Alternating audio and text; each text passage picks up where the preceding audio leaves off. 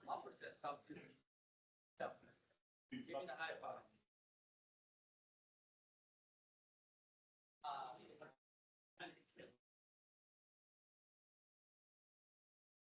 Well, something. Right, right. They know that's fine.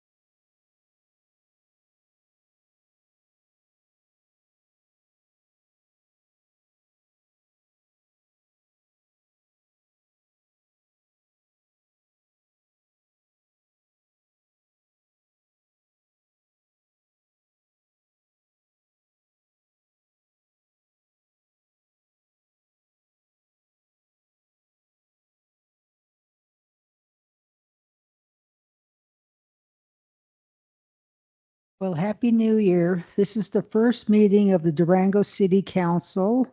Today is January 6, 2026, and the time is 5:30. We have roll call, please. Thank you, Mayor. Counselor Lawyer, Here. Counselor Gonzalez, Counselor Koso, Here. Mayor Pro Tem Woodruff, Here. and Mayor Yazzie. Here. Thank you. And then the next item on the agenda is the reading of the Indigenous Land Acknowledgement. This is a call to honor and respect Indigenous sovereignty and self-determination. As residents and visitors of Durango, we are called upon to educate ourselves about the history and cultural heritage of the land we inhabit. The city of Durango is situated on the ancestral homelands and territories of the Nuchu, Ute, Jicarilla Apache, Pueblos of New Mexico, Hopi Sinum, Hopi, and Diné Navajo nations. The original stewards of this land were forcibly removed and exposed to countless atrocities by the United States government, including repeatedly broken treaties, forced assimilation, the tragic legacy of Indian boarding schools, and the loss of ancestral homelands. We recognize lasting generational trauma exists within Native communities today. We affirm the continuing importance of ancestral sites to descendant communities as integral to the living cultural landscape. This acknowledgement only becomes meaningful when combined with accountable relationships and informed actions. May this serve as a step toward inclusion and reconciliation. And may we have the introduction of the translator. Hola, buenas tardes. Mi nombre es Liz Torres y estoy aquí con mi colega Ruby Mauricio. Estamos aquí con la Cooperativa Comunitaria del Lenguaje y el día de hoy seremos sus intérpretes. Si usted necesita interpretación en persona, por favor tómese unos minutos para podernos dar la oportunidad de que podamos interpretarle. Si está usted en línea, por favor seleccione el idioma por medio del menú de más y así podrá tener acceso a el otro canal. Hi, good evening. My name is Liz Torres, and I am here with my colleague, Ruby Mauricio. We're here from the Community Language Co-op so that we can provide language justice and that way everybody can hear and speak in the language of their heart. If you're listening to us in joining us from online on your computer, you can access the language and speech menu through the More menu and select language and speech, and from then select the language of your heart from there. If you're in person and you need interpretation, please note that we will do interpretation for you, and you will need to pause so that we can interpret and then begin again. We can go ahead and get started.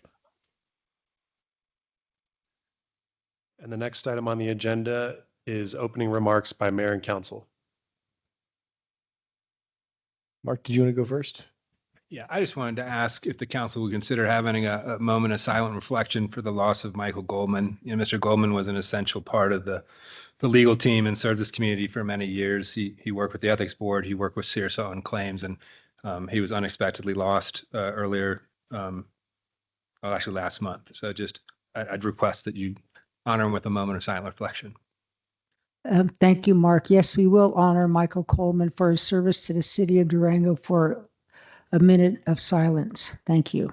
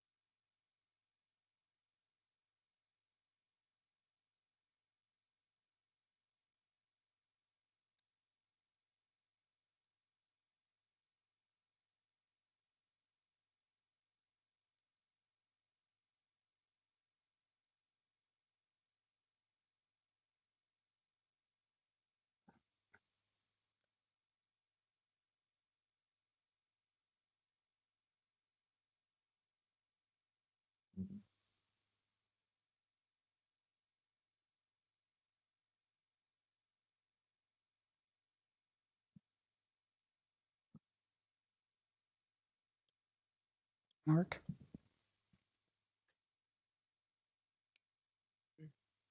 Mayor Would it be okay if I made an opening remark? Sure, go Okay. ahead. Thank you.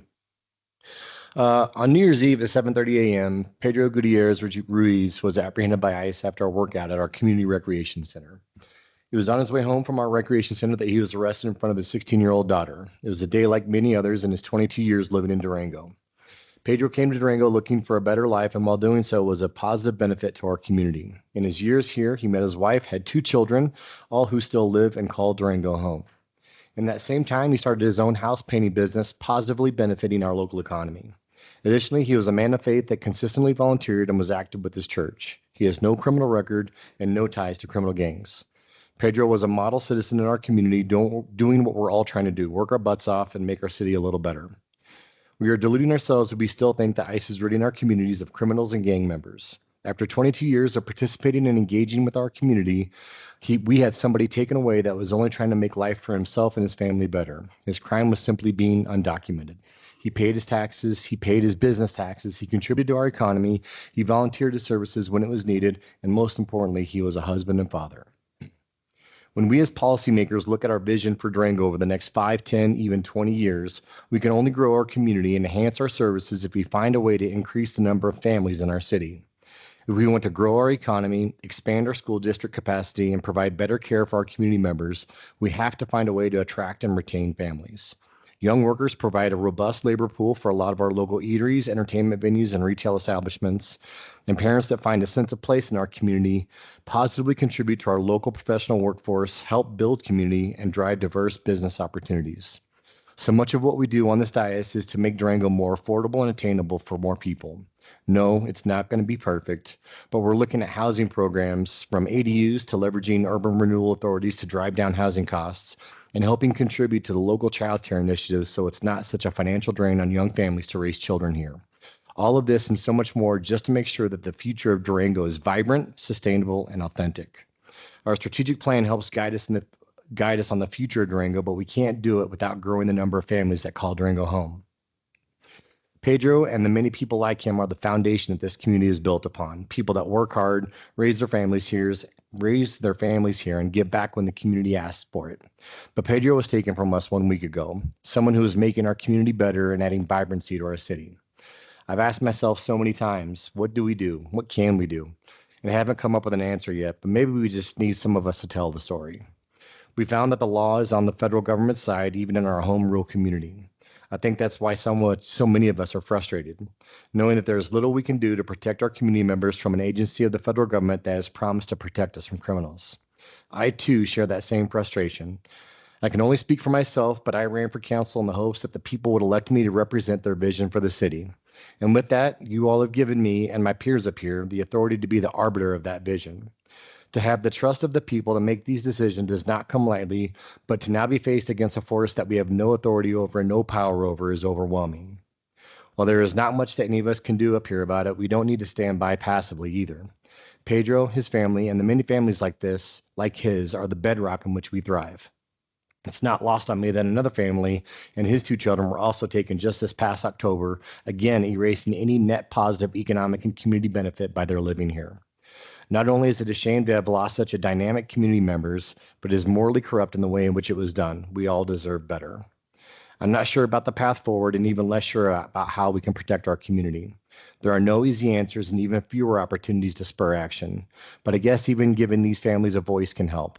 While this wasn't on our bingo cards to navigate as counselors, I'm glad to have these folks up here to navigate it with. I hope we can see some positive outcomes from our newly formed Immigration Task Force. And additionally, we're fortunate that we have a great federal delegate representatives that give us the time and resources when it's needed. Your frustration is justified and our collective loss is felt by all of us. In the limited scope that we can, I think we will try to help where we're able, but it will be slow and reactive. We should not accept community members being taken away from us in this manner, but this is the reality we currently live in. Telling these stories gives our community strength and not just sweeping these under the rug and moving on. It is my hope that our community can weather this storm as best as we possibly can and call out these indiscretions when we see them. Thank you.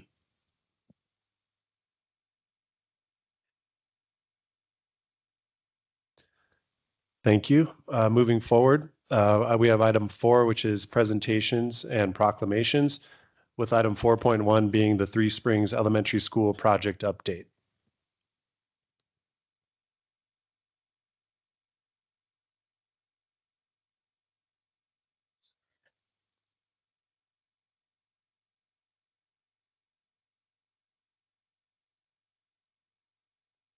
Good evening, and thank you for having me. I'm super excited for this opportunity to give an update tonight to you all, Mayor and councilmen and women, on the Three Springs Elementary School project. We're excited about the progress and even more excited about what this is going to bring to the Three Springs community and the Durango community at large. I'd like to start, I remember how to use this, yes, with a bit of a context map, just to show everyone where the location of the school is in relation to the Three Springs community. It's noted here on the map with a gold star. The next slide shows you a timeline of how we got to this point. It represents a culmination of great partnerships between the Three Springs folks, the school district, the city, and the Durango community at large.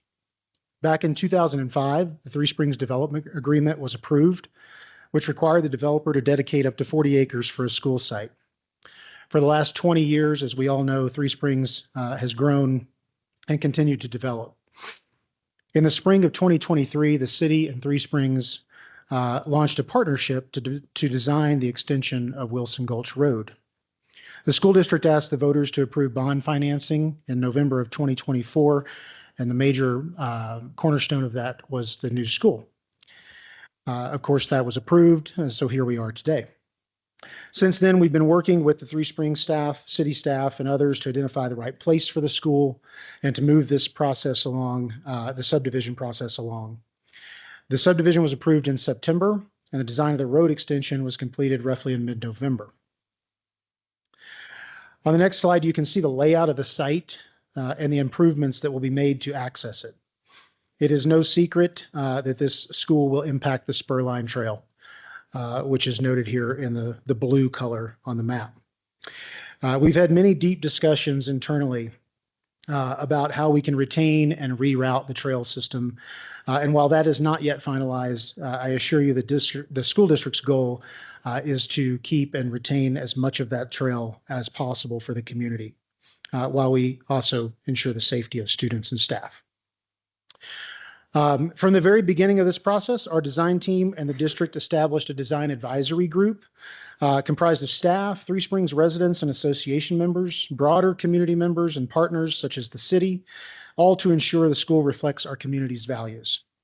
One of the most important ideas shaping this project is a deep connection to place, because Durango sits in that remarkable transition between the desert Southwest and the Rocky Mountains.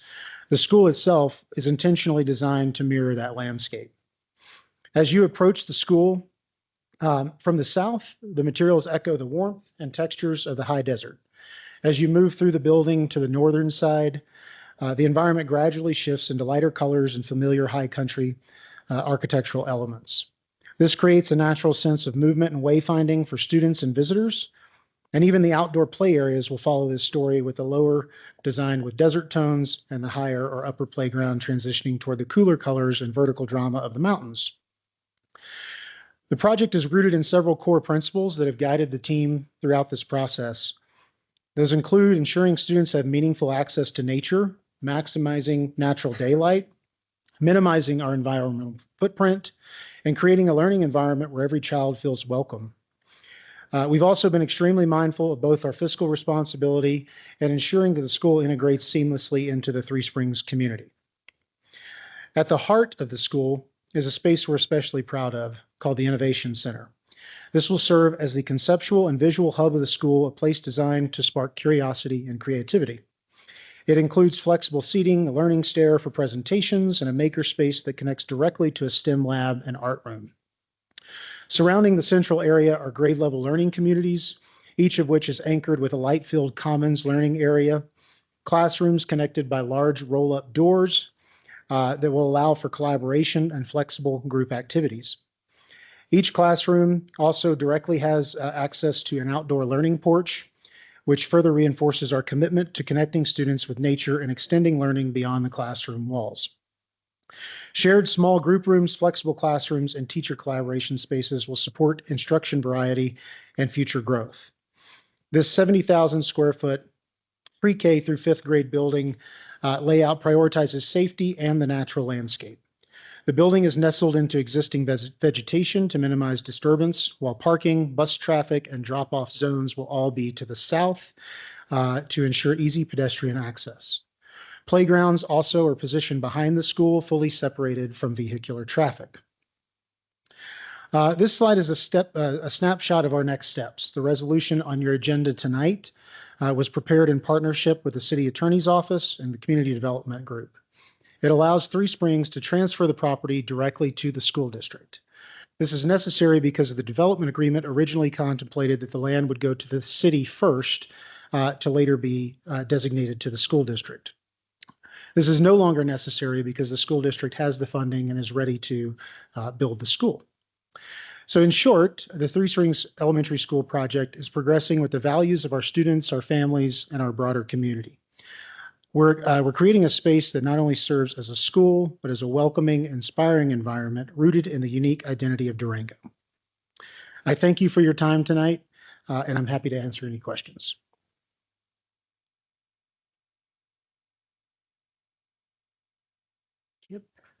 Chris, thanks. I attended your charrette and I thought you guys did a great job on the introduction out to the community. It was really nice to take the time through all the plans and everything out there. I have a question, but it's ancillary to the school building in and of itself. So the road construction that we're doing falls short of going any further.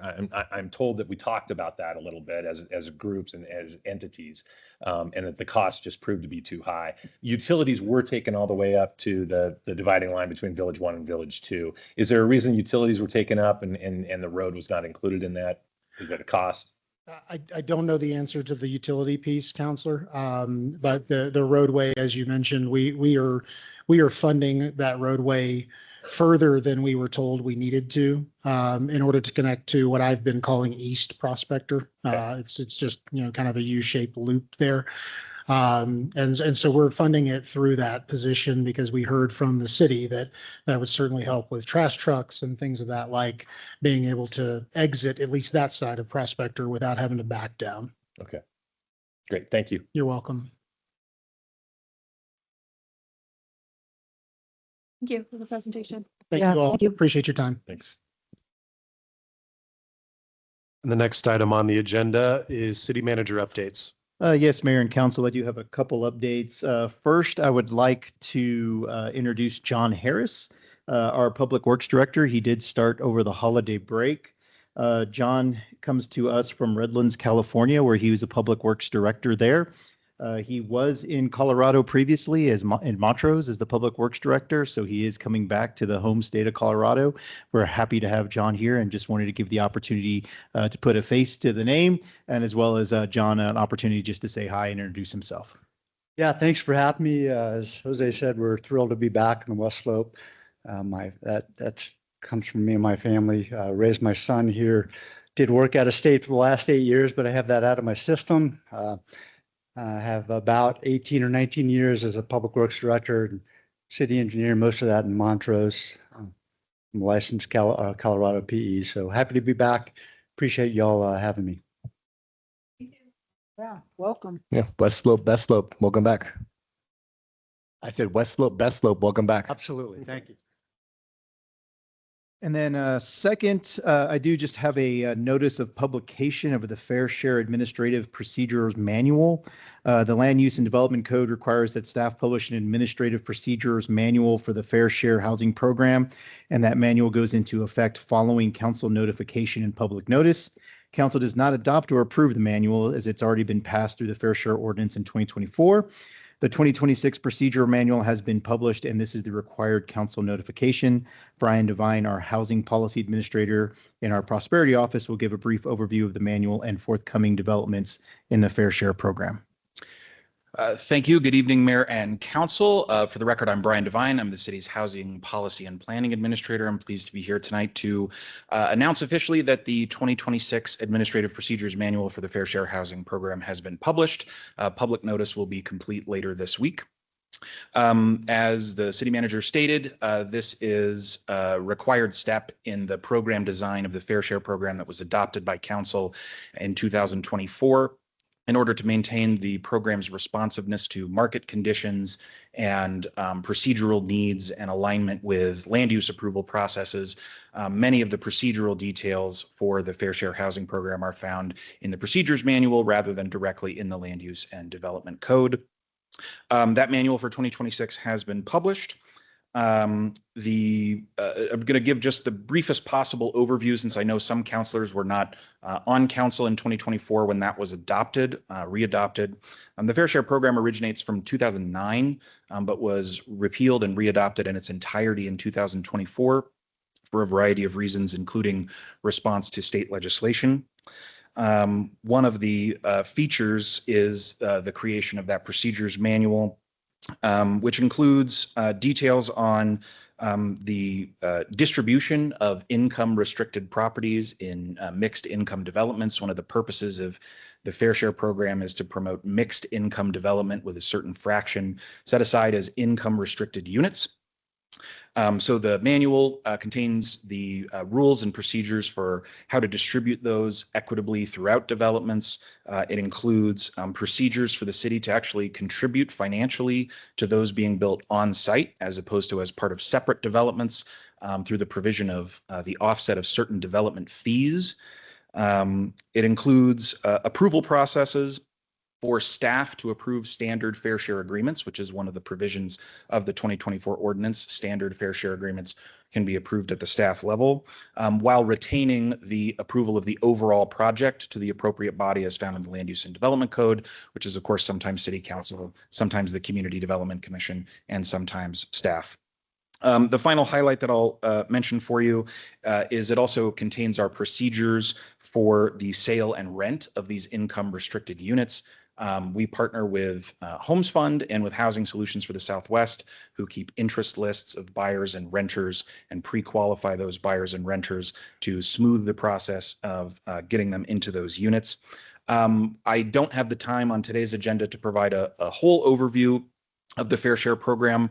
But fear not, if you want one, you'll probably be getting one soon, because in the process of writing this manual and in the process of applying the 2024 ordinance to some actual development proposals over the past year, as you might expect, and as is normal, we've found some items that just don't quite work properly, language that can be contradictory or unclear, that we're not able to resolve solely through procedures. We've done as much as we can through the procedures manual, which is now published. We will, however, be bringing, starting with the January 26th Community Development Commission meeting, some recommended minor text amendments to the Fair Share program.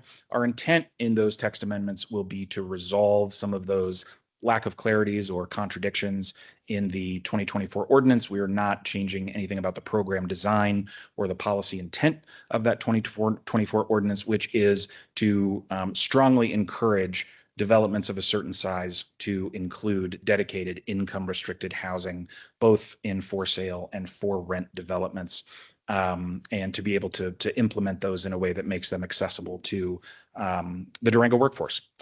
With that in mind, as I said, we'll have some opportunity to provide more background on the Fair Share program design and how it's functioning as part of those text amendments, which will go through the standard text amendment process, going to CDC public hearing, and then to council for ordinance with CDC's recommendation, we hope. And at that time, we can provide some more overall program design information. In the meantime, if you have questions about the Fair Share program, about the intent of the 2024 ordinance, about anything in the manual, we're happy to make sure we get those back to council. But we did want to fulfill our obligation to provide the council notification for the Administrative Procedures Manual today in the meantime. Wow. Wow. Thank you, Brian. I'm impressed because I'm on Affordable Housing Alliance, and Fair Share's a good portion of that. So updating all those documents really means a lot. So thank you. It has been a real lift. As I said, the ordinance was repealed and readopted its entirety in 2024. So the manual is substantially different from previous versions, to the extent that we don't even have a red line of the manual as we would often prefer to do. It was rewritten from scratch with collaboration from our partners at Homes Fund, Housing Solutions, and others. I agree with the mayor's comments as well. Thanks for taking on the task. Is there a typical mixed income breakdown that happens with our projects, or is it completely dependent on each individual project? In terms of the income levels or the price levels that are in there, promoted? Yes, a standard fair share agreement. We have essentially two standard compliance options. The applicants are allowed to propose any alternative that they think they can justify, but the sort of standard agreements are 10% of units at what we call deep affordability, or 12% of units at moderate affordability. These are different for what those income levels are different for rental units versus ownership units. There is also an exemption in the fair share program that if you can deliver a for sale project with all of the units affordable at 150% of the area median income, which is a term that we use to sort of adjust median income for household size and for the bedroom count of the units of the actual homes, then you do not have to provide any of those lower tier affordable units. So you can kind of think of it as existing in 3 tiers, although we don't use the term tier. Essentially, the standard agreements are one of those 3. Great, thank you. Thank you very much. And just want to make note that Councilor Gonzalez joined the meeting virtually. And then the next item on the agenda is going to be committee, board, and liaison reports.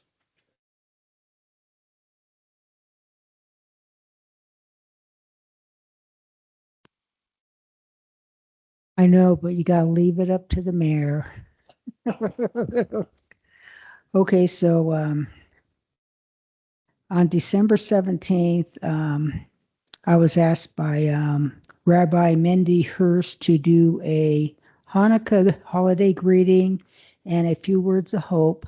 So I participated in that event at the Schrader Hotel, and it was well attended by the Jewish community, and I was really thankful that they wanted the city of Durango to give a few words of hope. And then on the 18th, I met with Wyatt Bear of Senator Bennett's office, and he gave me the lowdown on their meeting with the ICE facility, and they had a tour of that facility, and he seemed to think that all was in order, but he's going to keep on top of it. And then on December 22nd, I went to the Southern Ute Tribal inauguration, and that was real fulfilling because, you know, they're determining what they're going to do long-term about their tribal policies, and they reelected the incumbent, so that was all good. And that was last year. This year was on January 5th, which was yesterday. I had my office hours, and I had 5 people come down, and we talked about a variety of different topics. And so that was well attended. And then this morning, along with Kip, we attended the Southwest Economic Forum up at Fort Lewis College. So we got the lowdown on the financial outlook for the year for the state of Colorado on the federal level. And also JJ and Tommy were also there. So it was actually very informative. And that was my my end of year and the new year.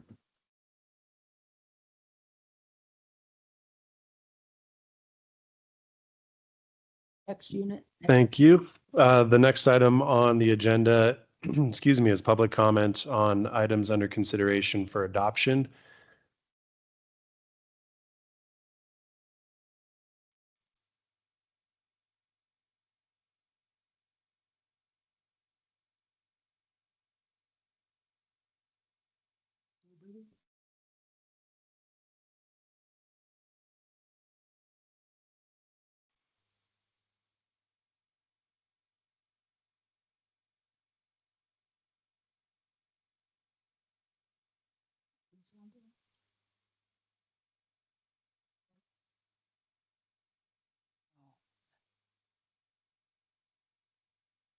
Public comment is encouraged on agenda items set for consideration and a vote by the council tonight. Public comments on items not set for consideration by the council come later in the meeting. Please begin your comments by stating the agenda item set for a vote you intend to speak on, your full name, and if you are a resident of the city of Durango. Make your comments directly to the council. Do not expect a response from the council or staff. Comments are limited to 3 minutes per person, unless modified by the council. Unused time is not transferable to other speakers. Comments must be specific to the item you identified when you began your comments. Profanity, hate speech, personally derogatory remarks, speech unrelated to the item you identified, or other speech that is disruptive to the meeting will be ruled out of order by the chair, and any remaining time will be forfeited by the speaker. Exceeding the time limit infringes on the rights of others and is out of order. Only a majority vote of the council can modify time limits. Please note, you must sign up prior to the mayor calling the item on the agenda. Signing up after the item is called will result in your name not being called to speak. And there is actually no one who had signed up for agenda items except one individual, Randy Ash, and that's actually for the public hearing for 1720 County Road. And so we can have Mr. Ash speak during the public hearing.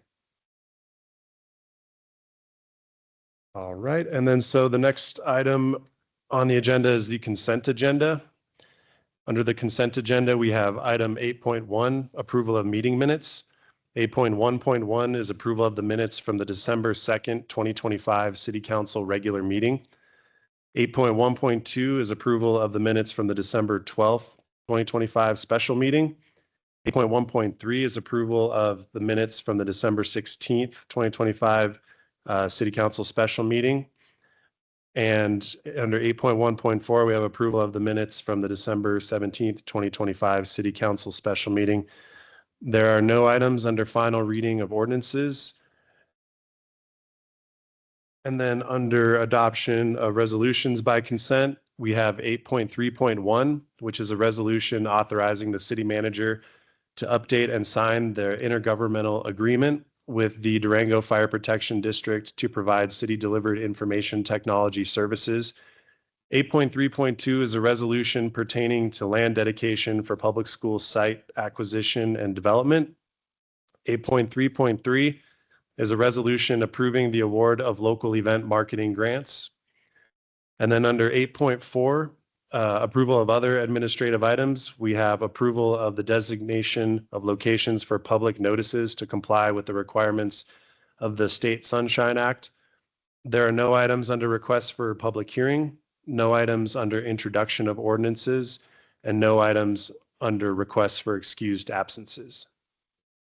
Thank you, Ben. Would anybody like to pull any items from the consent agenda? Mayor, I'd like to pull 8.7, please. I'll make a motion to approve the consent agenda less 8.7.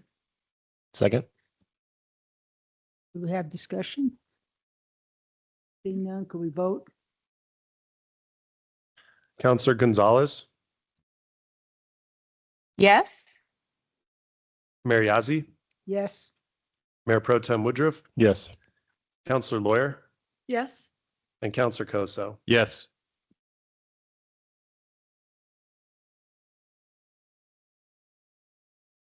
What? Yeah, 8.7. There's no motion to make though, because there was no items. So what do I do? Do I make a motion? No discussion on the balance of the consent agenda and you voted? Yeah. And he had. I think you just wanted to pull it to Yeah. announce that he's going to request an excuse absent for next. Yeah, but I should know it because usually you have to make a motion before he. Yeah, so he, at this point, under 8.7, he would move for an excused absence. Council, I'd like to take this moment to move for an excused absence on the January 21st meeting. I have a goddaughter getting married in the Dominican Republic, so I will not be in the country. I know. Second.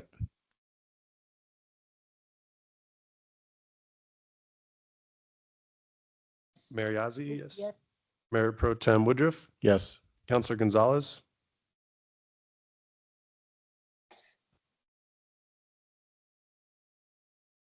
Counselor Koso, Yes. and Counselor Lawyer. Yes. Thank you. Moving on from the consent agenda, we have item 10, which is for public hearings. We have 10.1, which is a public hearing on the 1720 County Road annexation and initial zoning with Leanne Bernstein and Community Development.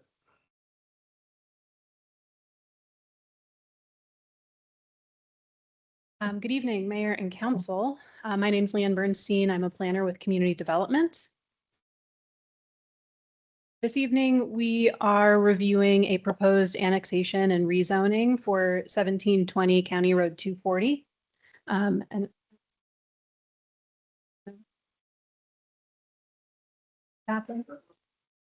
yes, but there's a staff presentation up there as well.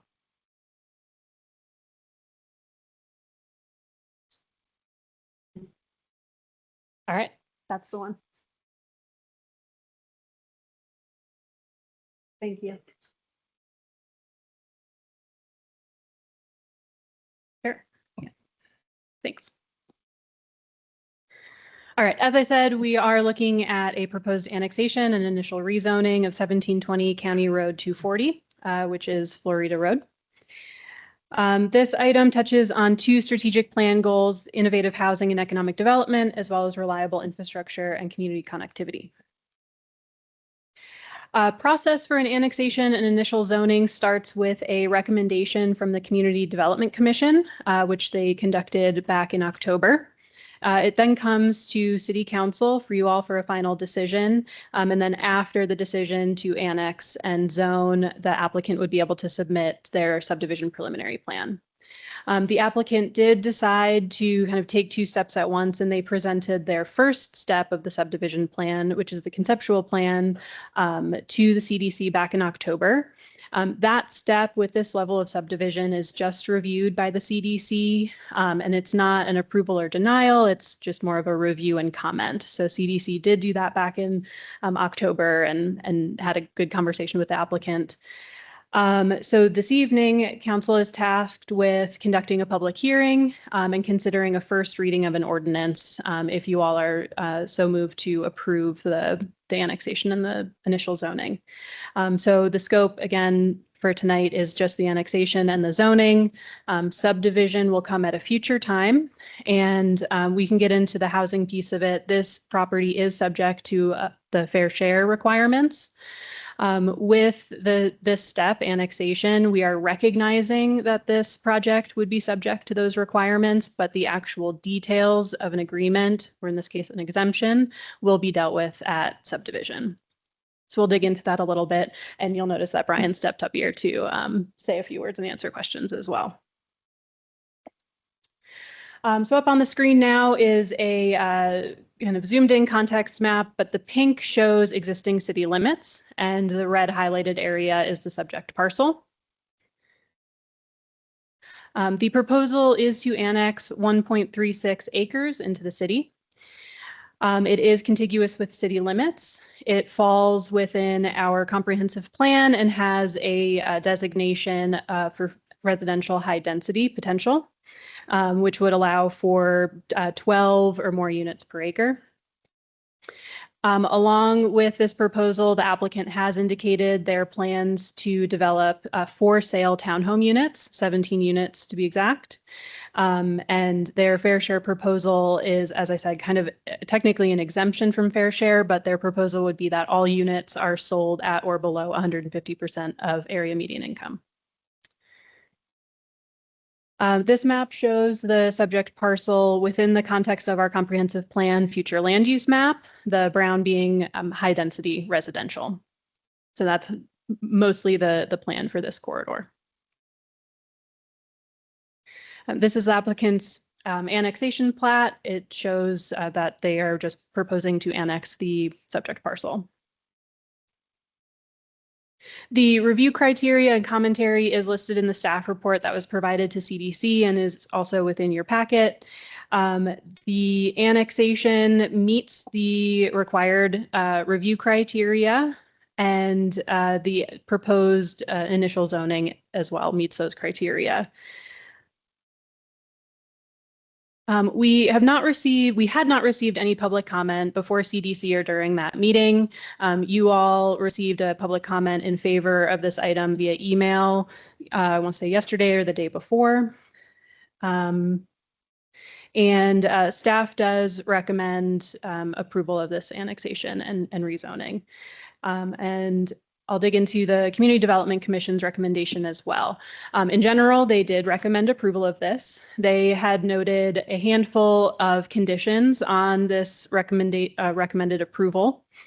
And most of these conditions are moving forward tonight with staff's recommendation. The first one is that initially, before this had gone to CDC, we had thought that we would want to annex the portion of the public right-of-way that is in front of this parcel.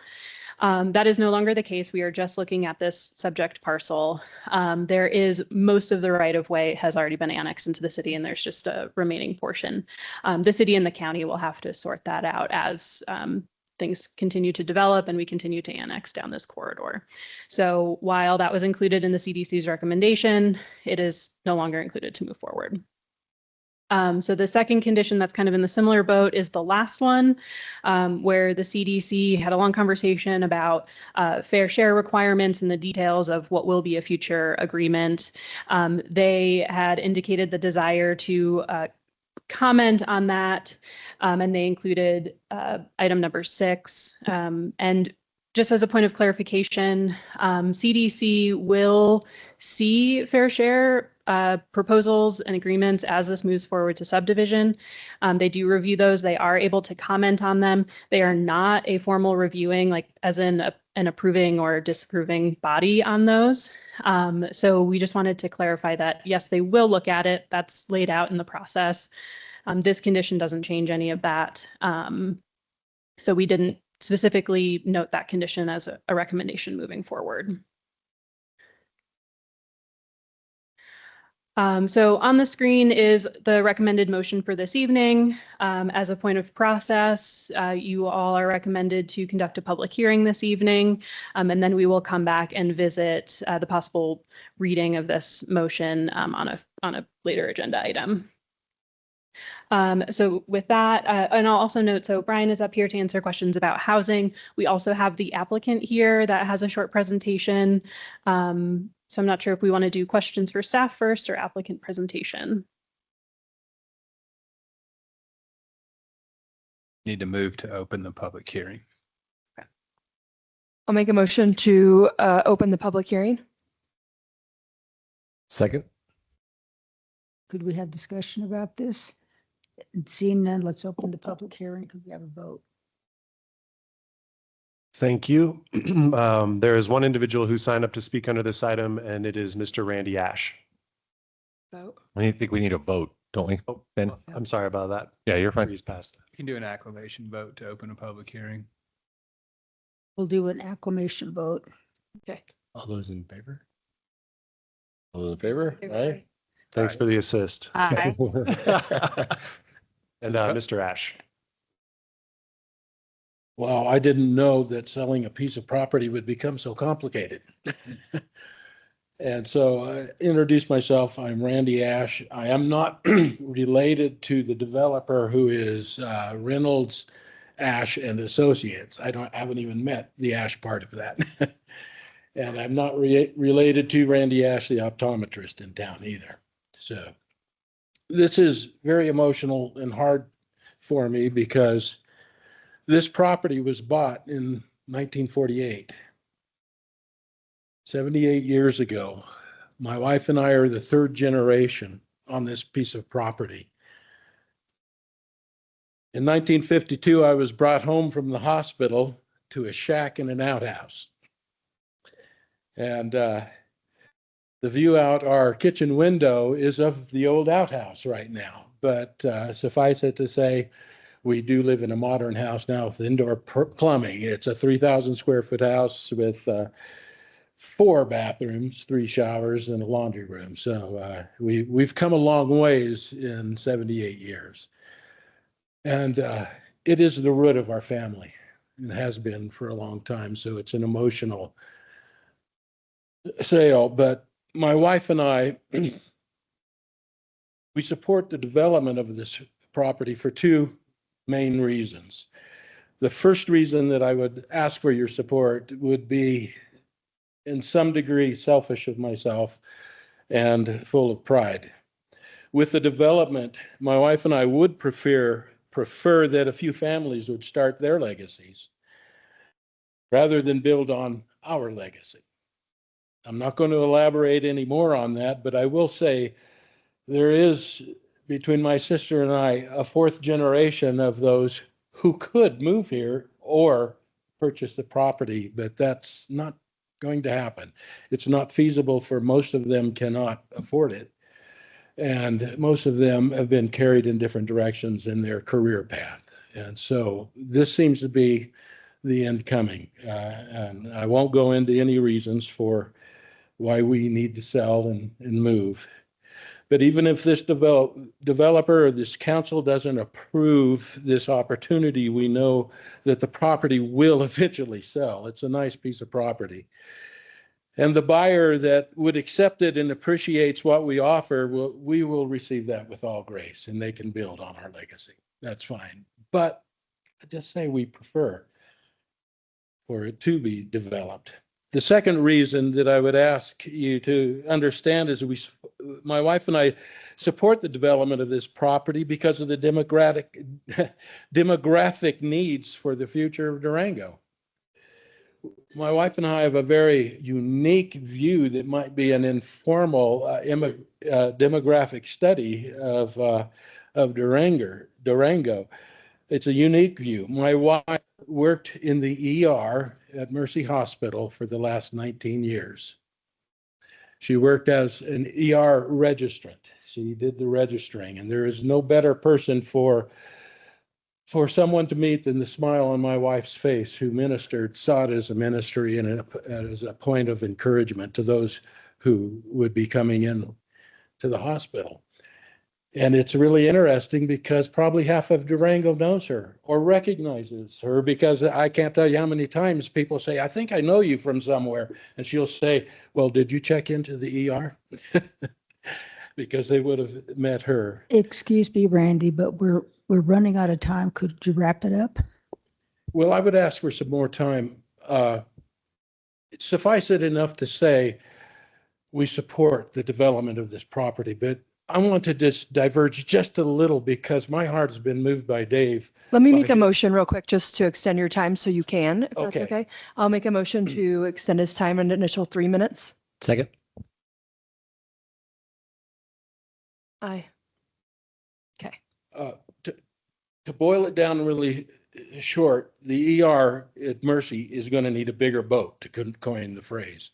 She has seen it move from no time to wait in 2006 to get into the ER to now they are breaking records at the number of people who are coming in. Now, where I want to diverge for the benefit of Durango and the understanding of people is I have directly ministered to a doctor there under the title, not under a title, but under the need of what is called compassion fatigue. I challenge you to look that up and study and look a little bit at what compassion fatigue is.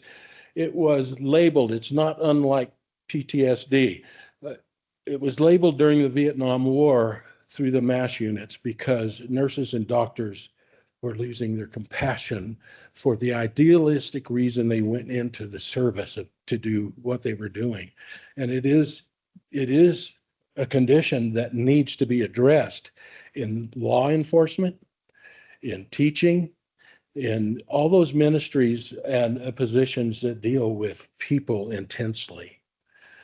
I have been a pastor for 37 years, and I tell you what, people can take you down in everything. The standard pastoral joke when pastors get together is pastoring would be easy if it wasn't for people. Probably true of politics also. And so there are avenues that the city could help the law enforcement. I know this is a common spirits problem and the hospital's problem that you can address, but there is a shortage of nurses. There is a shortage of doctors. there's probably a shortage of law enforcement. And law enforcement, I have a friend 30 years ago served here in Durango, and he got burnt out, compassion fatigue. I would challenge you to look at that and look at the opportunities that possibly Durango could address such a thing for law enforcement, for teachers, for firefighters, and for those who idealistically went into a service and then find it's not all they thought it would be. And depression sets in. I could go on. There's a great need for doctors and nurses, but I encourage the city council and the developer to work through any issues of the conditions with all tact and diplomacy. And so I appreciate your listening to my approval that this land could be developed. Thank you.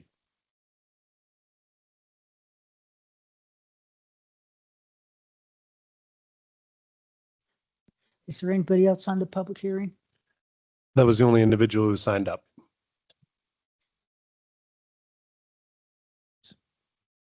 Let's close the public hearing, please. We do have a presentation from the applicant. Is now the time. What'd you say? If the applicant signed up to speak, this is his opportunity to do it. But Who's the applicant? Elizabeth Yeah, Boone. hi, I'm Elizabeth Boone with Reynolds Ash and Associates, and we submitted a presentation for this evening. And I'd love to request some additional time for your benefit so you can better understand our intent behind this project. I think I can do it in under 6 minutes. I can do my best. I think we already did it. So we do it for everybody, right? We extended it. So we extended it for everybody. yeah, so a couple things. She didn't sign up beforehand, and that's one of the rules. So you need to waive that rule. And then if you want to extend the time, you would extend that time. So I would suggest that if you're inclined to listen to the presentation, she said it's going to be 6 minutes, a motion to suspend the rules about signing up timely and to give her 6 minutes to speak. Did you guys vote to close it? We didn't vote. I heard her call it, but I didn't hear a vote on You it. didn't vote. Yeah, it requires a vote to close a public hearing too. Make a motion to suspend the rules and allow the applicant to give a presentation and allow for 6 minutes. Second. Discussion, vote. We need to modify that to eliminate the sign up before rule. You just need to modify the motion, right? She did. What? She did, sorry. That's all right. I'm passing along my deafness to you as well. A little rusty after the holidays. too. Sorry about that. Okay. Could we have roll call? Mayor Pro Tem Woodruff, Yes. Mary Ozzie, Counselor Gonzalez, Yes. Counselor Lawyer, Yes. and Counselor Koso. Yes. Okay, thank you so much. Leanne did a great job, so I'm going to move along quickly. We are within city limits and meet all the requirements for annexation per the staff report. A little bit about Reynolds Ash and Associates. We're a local company. We were founded in 2002. We have an office here in town on East 2nd Avenue. We have 13 employees that live in the Durango area. They're comprised of architects and structural engineers. And our firm is very passionate about Durango. We do many projects in Durango, the Four Corners region. We work here, we live here, we recreate here. So we want the very best for our community. And we have previous development experience, and I've included some photos of those on this slide. Our goals out of this development are really 4 items. So first, to maximize the potential of an underutilized infill site, improve the compatibility of the neighborhood fabric around us, which includes other townhomes. And then most of all, we want to price this project to be well below the local market average cost of about $770,000. And I actually collected numbers of sales from the last year, which are charted here. And we're finding, a lot of workers, as were mentioned, are being priced out of our current market. And we want to help solve that problem with this project to improve access for ownership for moderate income households. So in order to do that, we are going to be offering a return of investment on this development of only 18%, and that is well below the market rate of 25 to 30%. So we are participating in this answer and part of the solution. Also, we're actively looking for buyers of this property. Currently, the Durango School District has an RFI for developers interested in selling workforce housing to the district. And we've already met with the district to share this project and intend to submit these units as a solution to their need. This project would be cost at $8 million-ish in total, and it's within the $10 million available from the bond election that the district has. The site plan includes residential high, which allows for 12 to 24 units per acre. We're only proposing 12.5 units per acre, so we're on the lower end of that density that's allowed. We're proposing 5 buildings, 17 total townhomes, 4 triplexes, and 1 5-plex, including the 28 required parking spaces. We would have retaining walls to retain the hillside that's to the south of us. We have 3 storage buildings on site to supplement all the great accessories that we acquire in Durango. And then the units would be prefabricated off-site and be all electric units. So we have 3 fair share options for review. And as Leanne mentioned, we're not solving fair share in this particular meeting, but I just want to provide you all some options to think about as this moves forward. So option 1 is fair share exempt. Option 2 is a fee in lieu, which is paid. And then option 3 is providing 2 fair share units. So assumptions for all the options. We're going to maintain an equal ROI of 18% for the developer as discussed. All the fair share fees are passed on to buyers. Costs as estimated are excluding newly adopted codes. We're still working through what those are exactly in our practice. And then any additional recommendations by the CDC could also add costs to this project. So we just want to flag that these numbers may change, but this is our baseline understanding as of today. So option 1 was fair share exempt, and this is an option that was presented to the CDC. It was approached initially by city staff. And with the fair share exemption, a 2-bedroom would cost about $450,000 and a 3-bedroom would cost about $540,000. A little bit of information on the exemption. So in the LUDC, there is a description of this exemption that all initial for sale dwelling units would be sold to their initial buyers to households earning no more than 150% AMI for a period of time approved by the city to be owned as the buyer's primary residence.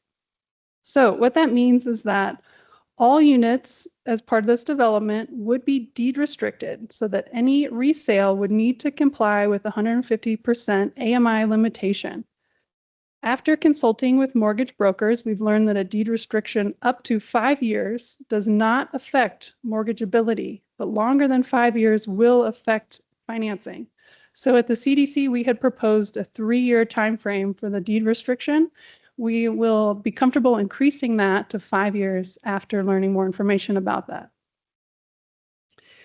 Our next option is the in lieu of fee. And so in this model, none of the units are deed restricted. All of the units would be priced a little bit higher to cover the cost of the fee. And so the delta between option 1, the exemption, and the in lieu of fee is about $50,000 for a 2-bedroom unit and about $60,000 for a 3-bedroom unit.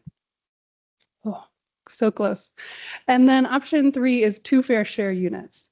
So in this option, we are providing fair share units per the LUDC requirements. So totaling 2 units, 1 of each type. And you can see the delta between option 1 here is about $37,000 for a 2-bedroom, $40,000 for the 3-bedroom. So of the 3 options, we prefer option 1 as it aligns best with our goals, but we are, of course, open to your input and look forward to your feedback as this progresses through. All righty, you're out of time. Thank you all. Yeah.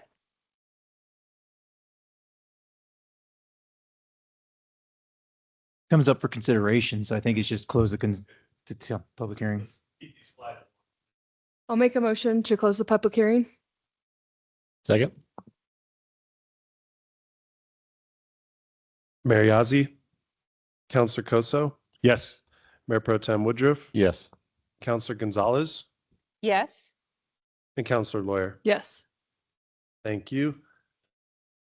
Moving forward on to item 11, which is resolutions.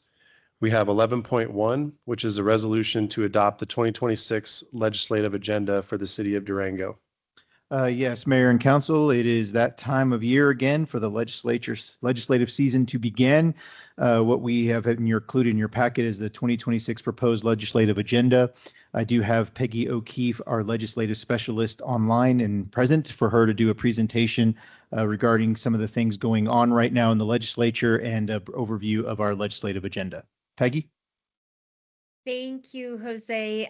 Good evening, Mayor, City Council. Pleased to be with you this evening. Wanted to share a couple highlights from our 2026 legislative agenda. And as you recall, the legislative agenda is designed to be a living document that serves as the city's official position on proposed legislation. It helps staff understand the city's position, helps our state legislators, me as your lobbyist, helps us to navigate the almost 700 bills that we expect to be introduced in the upcoming session. A couple highlights on policy positions. Annexation, the city would oppose any legislation that limits the municipality's power of annexation. Under comprehensive plans, oppose any state mandates to require specific elements in local comprehensive plans. Eminent domain, oppose legislation that further hinders eminent domain powers that a municipality can use. And the city would support targeted use of enterprise zones as an economic tool for local governments. Oppose any additional restrictions on the use of TIFs.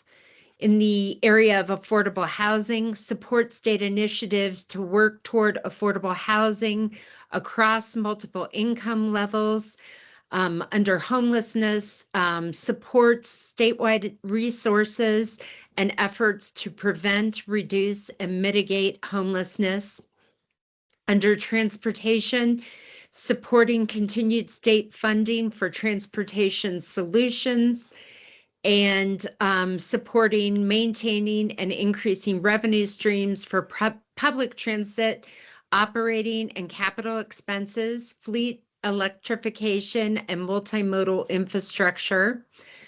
And then finally, opposing under public safety legislation that includes unfunded mandates, limits the tools, technology, and techniques that help law enforcement or reinforce political narratives that diminish the important contributions of law enforcement to our community, supporting legislation that works directly with law enforcement agencies to collaborate on future efforts to address new demands on law enforcement agencies. Happy to answer any questions that you might have on the legislative agenda, and then I'll turn it back over to you. Thank you, Peggy. Also, Council, our executive leadership team all has had a hand in playing into the legislative agenda. So if there's any questions specifically in each of their areas, we'll be happy to call upon them to kind of explain a little bit more on some of those position statements.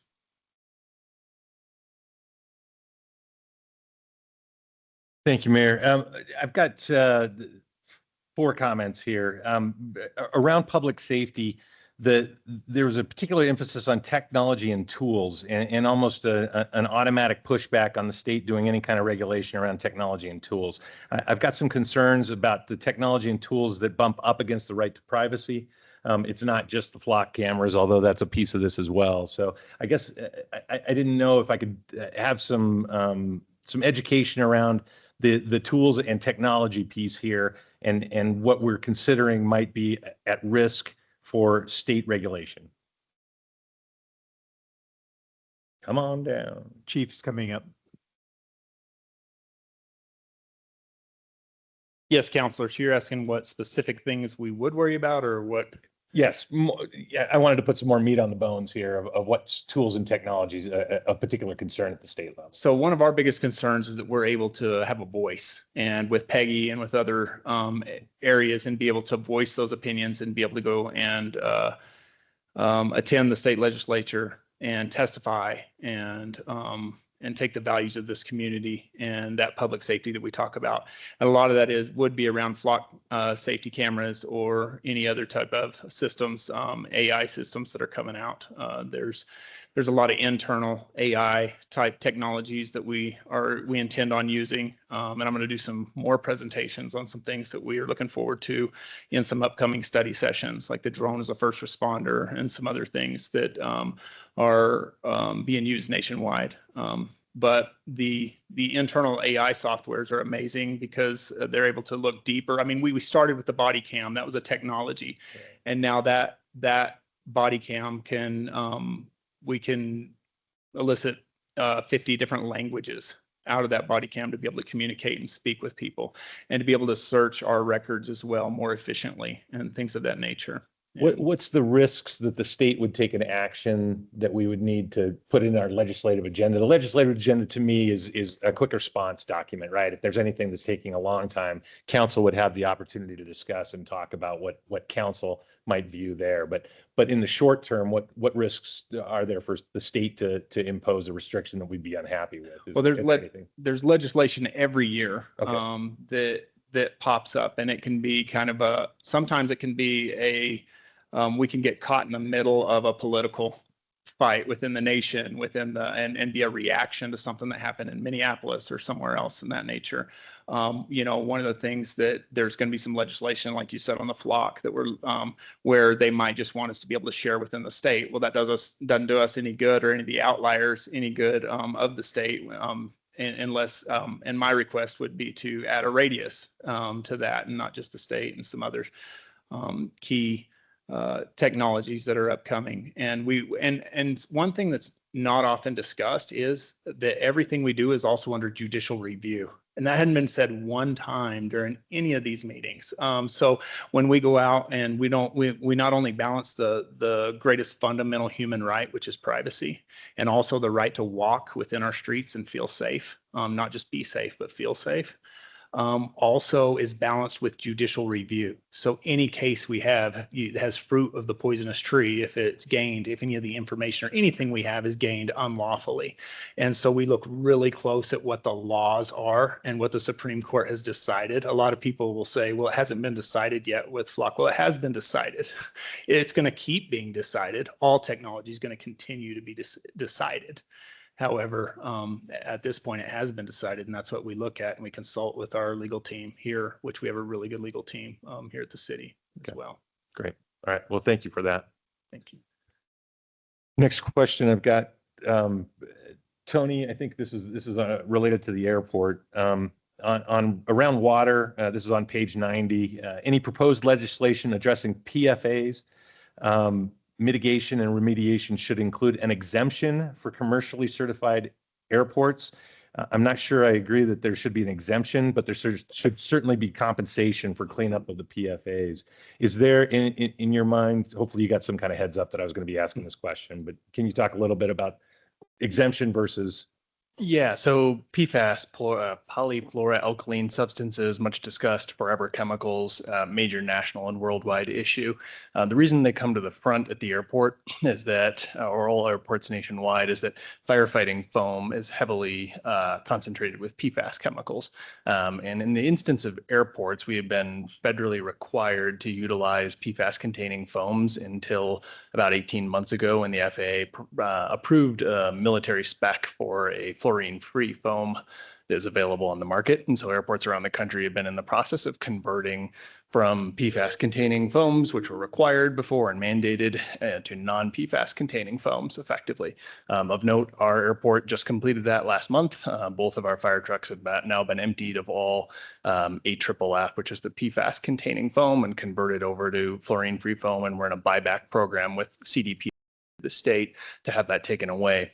And then that's the background. And to address your question, the concept there is airports have requested unilaterally across the country to be exempt from, cleanup cost impacts associated with these because the use of these firefighting foams was mandated by the FAA with literally no alternative option other than shutting down the airport because you failed to meet safety protocols and their minimum specifications. So that's the concept behind the exemption. And all airports are kind of asking the exact same. Correct. Yeah, Okay. that is a national position. All right. Thank you. I'm happy to wait and take a turn, but I've got two other things I just wanted to talk to council about. Anybody else?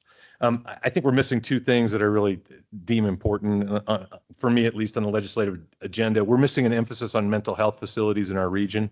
I think we keep getting impacted by closures in the region, the hospital in Grand Junction, et cetera. This is a challenge for us on the homelessness side. It's a challenge for us in community services. It's something that I think is pretty important and should be pushed by our legislature. And then additionally, as we've been talking about utilities, the utilities infrastructure upgrades that are needed across almost all the smaller mountain communities, it seems to me like we should take a little bit stronger position in trying to get those dollars supported from the state level as well. So there's two things that I would love to add in on the legislative agenda. I don't have specific verbiage for it, but would love to see what council's opinion is on including those. Are these things that we're thinking are going to be brought up in this next session, or that we're taking a stance on, or? I would probably lean on Peggy on that if they're going to, if the mental health facilities or funding for water utilities or infrastructure may be topics that are brought up this year. Thank you. Yeah, I definitely think the mental health issue will continue to be a big issue that we try to address at the state capitol. For both of these issues that you mentioned, obviously funding and financing are a big part of it, and that is going to be a huge challenge. So I'm not sure to what degree there will be opportunities to find additional funding for it. But certainly those are both issues that we can continue to watch and make sure we're involved in. There's a piece where the mental health facilities are addressed a little bit by the homelessness I'm just sections. looking at that. Yeah, and so I did see that. It just didn't carry forward past homelessness, and I think there's a bigger issue there, substance abuse, et cetera, et cetera. So, so anyway. I'm not sure to modify the legislative agenda, if that's a direction we want to go, or I just got to take up 10 minutes of everybody's time. If that's the will, I think easily, if a motion was made to pass the resolution with a modification to add those two items into the legislative agenda, that would be the path to go. Do you want to make a motion? I'll make a motion, but I didn't know if there was any other discussion. So I'll make a motion to pass the legislative agenda as presented, but to include as well a section on mental health facilities and utilities infrastructure upgrades. A second.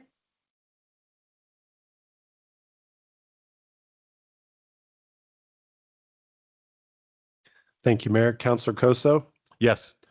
Councilor Lawyer, Yes. Mayor Pro Tem Woodruff, Yes. Mayor Yazzie, Yes. and Councilor Gonzalez. Yes. Thank you, Peggy.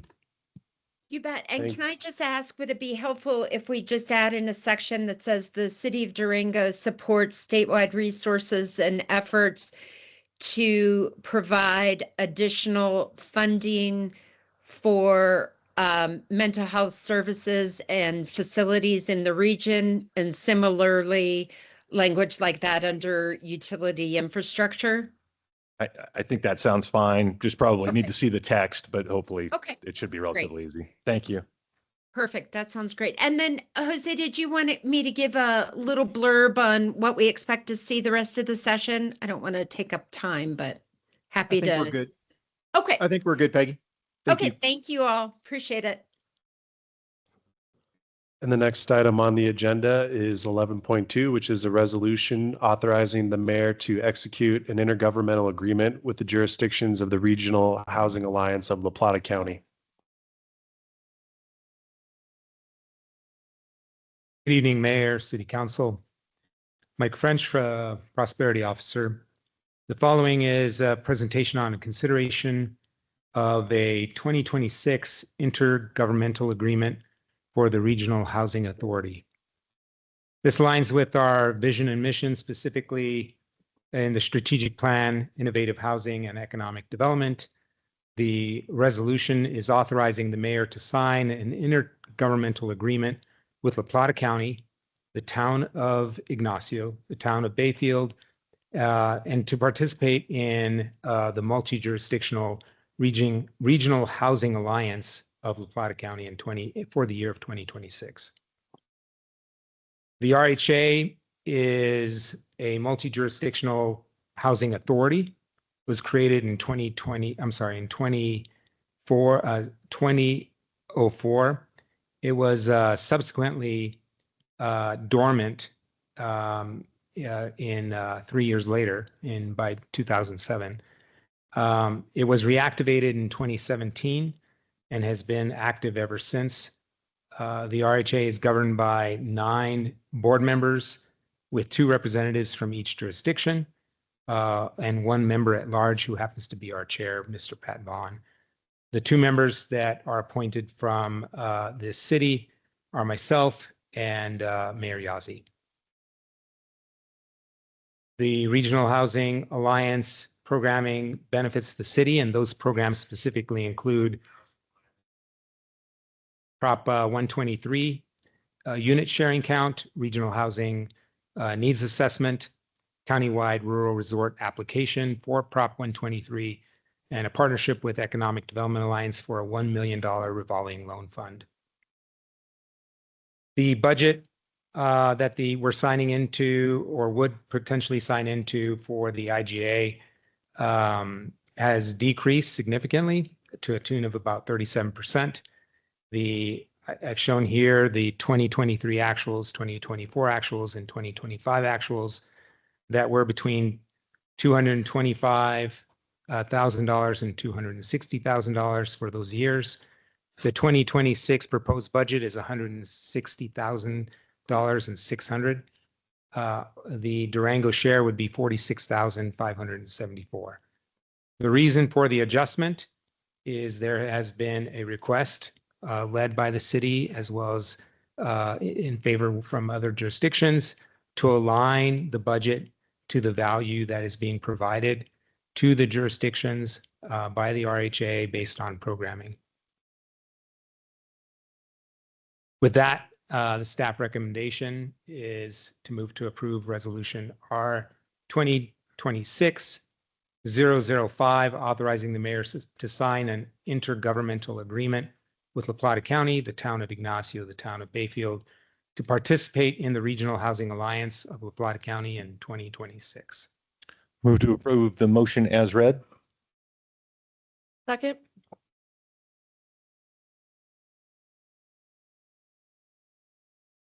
Mike, just a couple of small questions. In 2024, there was $960,000 donation that's carried through 24 and 25. Yes. Can you just tell me a little bit about that? Yes. That was some monies that the Regional Housing Alliance received from DIDF. When they closed down. Yes, when DIDF dissolved, they had about $2 million remaining. Half of that went to FLC Foundation, and the other half, I was at the Alliance and solicited for that money to go specifically to workforce housing. They agreed to do that. We then stood up a revolving loan fund. That revolving loan fund has been in play for a couple of years now. And it will move from the Regional Housing Alliance over to the Economic Development Alliance in 2026, as the Alliance will have a 501c3.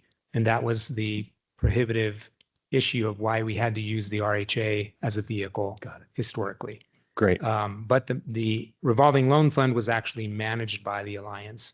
The RHA does not have the staffing to do the underwriting and to actually help with the loan. So we'll see this come off the books in. That's correct. Okay, great. Yeah. Thank you. And then any municipalities have left the RHA in the past 5 years or anything? No. Okay. It's from what I understand, and Mayor Yazzie can attest to this. There's been a commitment by all the jurisdictions to continue to participate. With the adjustment, I'm not sure that would have been true had we not made the significant budget adjustment in 2026. Great. Thank you. Yes, sir.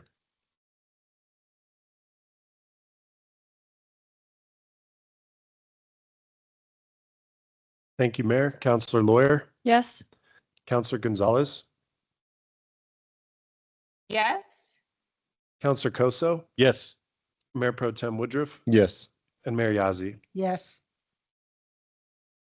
Thank you. The next item on the agenda is 11.3, which is a resolution to approve the U-Haul revised preliminary development plan at 59 Copper Court.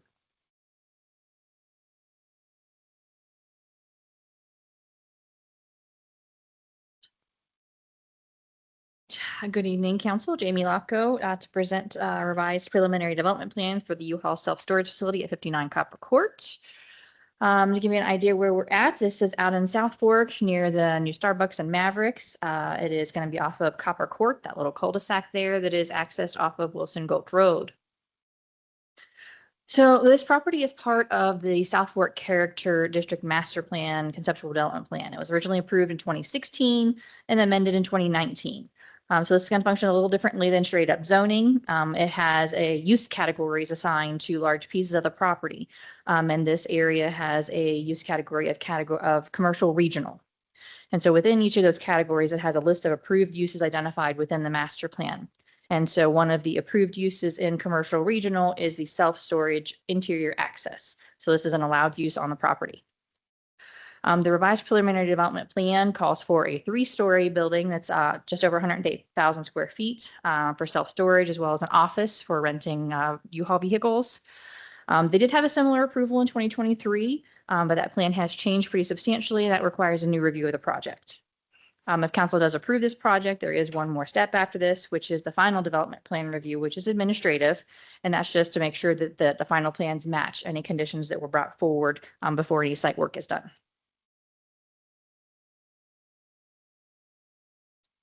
So this project aligns with our innovative housing and economic development goal by encouraging business growth in areas where the development is going to be connected to the city's infrastructure where it already exists. It also addresses multiple goals and objectives on our comprehensive plan, such as increasing the supply of developable light industrial and industrial land.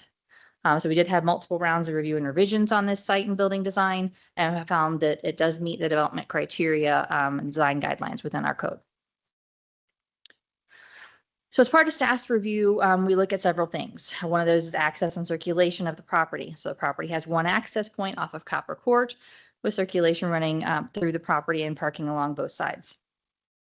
We do involve our public works staff, and they will review the property's utilities and drainage to ensure compliance with engineering standards. Then we look at the site lighting for compliance with our dark sky standards. Landscaping and retaining walls are reviewed by our Parks and Recreation and engineering staff. And then we also have parking that we review both for compliance for design standards as well as number of required spaces. So this is going to be a new section that you will see. This was a request of this Community Development Commission. So I wanted to point it out as part of the staff report. And this gives them an idea of how the proposed development is going to impact the traffic on the road that's nearby, the water and sewer service to the area, and any stormwater if it exists. So a self-storage facility has very small impact to the level of service of the roads and has minimal impact to the water and sewer. And there's no stormwater in the area, so it will have to be designed as part of this project. The other thing we will look at in the design is the materials, colors, massing, articulation, and fenestration architectural elements of the actual structure itself. So the next 2 slides are going to be renderings, just to give you a better look at what they're proposing. This is just I'm going to point out that the building, they provided variations in the look to avoid having a large mass on the property or a large portion of the property that with the same look. So you see the dark tones and the light tones and the different textures in there to try and break up that and give some articulation to the building. Also want to point out the colors, that they are more muted to be in character with Durango. You don't see any of the typical orange that you would see with a U-Haul development. This slide just gives you a little bit different perspective, shows you the parking. Also, we'll point out some of the vertical articulation in the roof so you can see the difference to break up the mass of the building. And also, I will note you can see the small projection on the front of the building that provides cover for people to load and unload. Did want to put this on here just to point out that signage is not part of this approval. This is the typical signage requirements, and they will have to come in after approval for this to get their approval for their signage separately. Our review criteria is for all development plans to make sure it's consistent with our conceptual plan that was previously approved. So we did review this and found that it meets the criteria. It has adequate public services for the development. The street has capacity, and it's compatible with the development patterns and densities in the area. And it will have to, any public improvements will have to comply with the city's development standards and construction specifications manual. We did not receive any public comments on this application. Staff does recommend approval of this revised preliminary development plan with conditions. Staff initially recommended conditions 1 and 2, which are pretty standard conditions. The Community Development Commission met on December the 8th and also recommended approval. However, they did add conditions number 3 and 4. Condition 3 was to ensure the roll-up doors that are visible from the exterior of the building are colored white. They didn't want any orange doors on the inside that would be visible from the outside. So they made a condition to make sure those were white. Condition 4 was to add clarity to the dark sky requirements. They wanted to make sure the applicant was aware that it's not just for your exterior lights. The interior lights that are visible from the exterior are also part of this, and wanted to make sure that they are well aware that those lights are required to be dimmed after the business closure as well. And then we do have the recommended motion. Josh Dirksen from U-Haul is here if you have any questions for the applicant, and then I will be happy to answer any other questions. I'll make a motion to approve resolution 2026-0006, approving the U-Haul self-storage revised preliminary development plan at 59 Copper Court based on the findings as outlined in the staff report with the 4 conditions recommended by the Community Development Commission. Second.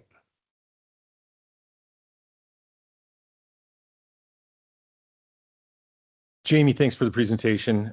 I think you know where I'm going to be going here. So I've got opposition to an 80,000 square foot building being in this view spot. I don't begrudge that the self-storage should be able to build, but the staff comment is particularly germane for me. Staff is particularly concerned about the views of the site from the Highway 550, 160 interchange, and from the Smart 160 trail corridor. During multiple revisions to the plans, the landscaping was enhanced in this area and retaining wall materials were changed to soften the edges of the site. We've got this massive building in a highly visible area, and I get the benefit to U-Haul for that being happen. I think you've done great work in regards to modifying the building colors, and we'll see what the signage does.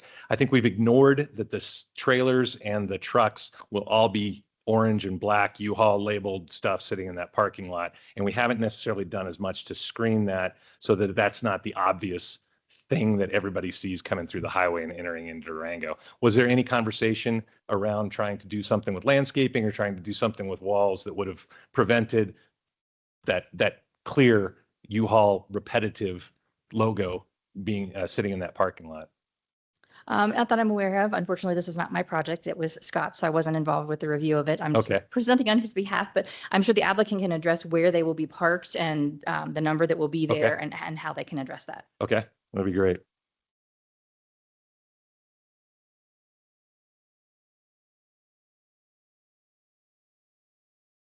Shirley, do you have any questions? No questions. Thank you, Mayor.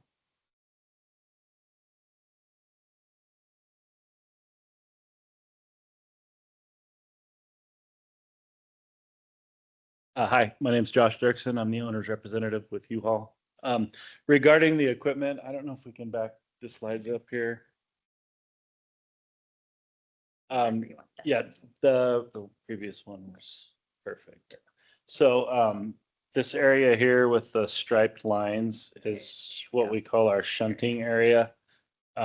That's where most of the trucks and trailers are going to be lined up and ready to rent. Most of the parking spots on the front of the building are designated for customers to park in. The city did have us add quite a bit of landscaping and trees to the front. These renderings might not accurately depict They also had us add this island next to the shunting area. Originally, our original plan was to have an additional building in this parking lot, a U-Box warehouse. When we went back to the drawing board, we made the main building a little bit bigger. We removed the U-Box warehouse. The city had us add that landscaping island there to shield the shunting area from the road. They had us add quite a few trees to the front, landscape islands throughout the property to add more shielding. Most of these trees are going to grow quite large. Obviously, they'll start out kind of small, But you're up a hill, right? So the view's still going, those trees have to grow extra tall to get in front of anything that's up on that hill. we sit pretty low compared to the road there. Our lot is the lowest lot. A lot of those trees in front are going to shield a lot of the vehicles being parked. We have a big hill behind us. The Starbucks sits above, and there's I believe a Hilton hotel coming in above there. So those are pretty much going to be above the top of the building level there. So a majority of our landscaping is in the front of the building to shield from the highway and the road. So we've added quite a bit at the request of the city in terms of islands and bigger trees, and we've done quite a bit to thank you get to what the city wanted. So.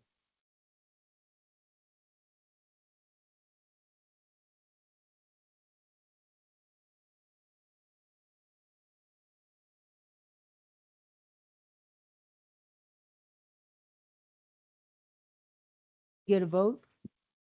Thank you, Mayor. Councilor Gonzalez, Yes. Mayor Yazzie, Yes. Mayor Pro Tem Woodruff, Yes. Councilor Lawyer, Yes. and Councilor Koso. No. All right, and moving forward, we have 11.4, which is a resolution to authorize the city manager to classify expenditures within the Lodgers Tax Council determination funds. Good evening, excuse me. Good evening, Mayor and Council. I'm Gloria Platt, Chief Financial Officer, presenting this item with the goal of organizational stewardship. So first, we will go through our agenda. We will talk about the review process and timeline and the proposal presentations, and then consider questions. So regarding the Lodgers Tax Council determination proposals, these were first presented on September 3rd by staff to the council during a study session. Then again on the budget retreat in October. These were reviewed next to the estimated funding capacities for further discussion. In December, the council did approve the budget with the total expenditure amount included in the approved budget, and plan to advise the city manager at a later meeting tonight regarding the classification of these expenditures. We do have some added proposals brought by Councilor Koso and prepared by staff. These are for Chapman Ski Hill artwork and interpretive signage, the parking wayfinding signage audit and strategy, and airport transportation. And so again, this item is for council to provide guidance on the designation of these expenditures for the council determination funds and the lodgers tax. So going back to the proposals for these expenditures, we do want to review the funding. So we did have $446,773. This is revenues to the fund for these expenditures. We also had available fund balance in the amount of $364,622. So our total funds available and also budgeted are $811,395. We did bring these projects previously. These at that time totaled $715,000. So we had a surplus of $96,395 at that time. But we have added these additional proposals. So we do have one that we are still have a to be determined for the amount, but with the amounts that we do have, they come to a total of $892,000. So as you can see, there are more proposals dollars than funds available, so there will have to be some decisions made. Also, just running through these proposals again, we had the free fare transit summer program at $98,000, the community events transit service at $16,000, the parking program for local employees at $41,000, Meridian barriers at $115,000, the MRG for the Houston Winter Air Service pilot at $185,000, the La Plata Economic Development Alliance childcare investment at $260,000, and then we have the new parking wayfinding signage plan at $100,000, and the Parks and Rec Chapman Ski Hill artwork and interpretive signage for $77,000, and the airport shuttle grant funding. So we did include the slides for all of these proposals. As stated, we have discussed these and presented them before, and we will refer to them for questions, but we would like to present the slides for the new proposals and going forward. So first, I'm going to ask for Sarah Hill to come up and talk about the first.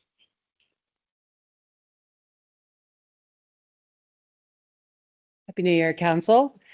Sarah Hill, Transportation Director. And like Gloria said, staff was asked to provide this information so Council could consider funding of improved parking wayfinding. This request does support the strategic goal of reliable infrastructure and community connectivity, as well as recommendations that were made in the comprehensive parking management plan that Council adopted in 2023. So that plan identified parking wayfinding signage as inadequate and lacking, not very generous, but accurate. It recommended improved signage as a critical need to direct drivers to our underutilized facilities, because one example that we do know is the Durango Transit Center. Despite being centrally located downtown and only $5 a day, we saw a 60% vacancy rate throughout 2025 on average. So this request would complete a wayfinding signage audit. It would develop the strategic plan for implementation.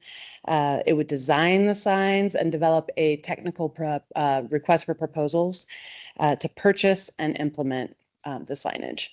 So the request amount here is based on an independent cost estimate that I conducted with peer communities and industry experts that have adopted similar audits and wayfinding strategies. Those include locally Breckenridge and Estes Park. This parking plan, or our parking management plan, does recommend completing an audit and developing a strategy prior to purchasing signage and just installing generic signage. The planning stage is crucial to ensure that the signs are strategic, consistent, that they comply with the MUTCD, that they are effective at guiding drivers to our facilities rather than just creating a visual clutter. So the audit and strategy will consider things like vertical clearances, driver decision points, sightline obstructions, turning radius, lane alignment, lighting, all of those kind of things that require field testing and observation rather than just layout drawings for the signs. It also considers behaviors, circulation patterns, driver reaction time, alignment with pedestrian wayfinding, and more. So this request is for the upfront investment in an audit and strategy for the purpose of protecting public dollars, doing it right the first time, and improving the parking experience. Questions now or move along?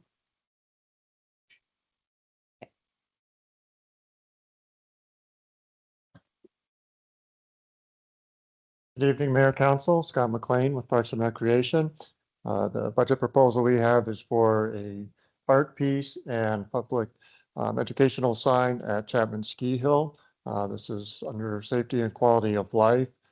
When the master plan for Chapman Hill, we went through that process. And then again, when we started the construction at Chapman Hill two seasons ago, heard public interest in doing something to acknowledge the history of the ski hill within town, and then also some acknowledgement of the 10th Mountain Division, which is where the city had acquired the rope tow that was removed. So there was some interest and sentiment in seeing that go away. I want some people wanting to see that history preserved. So these funds would provide for both an art piece, which we have a call to artist out at this point, the installation, so the concrete foundation for that, and then a interpretive sign that would share some of the history of the ski hill adjacent to the ski hill.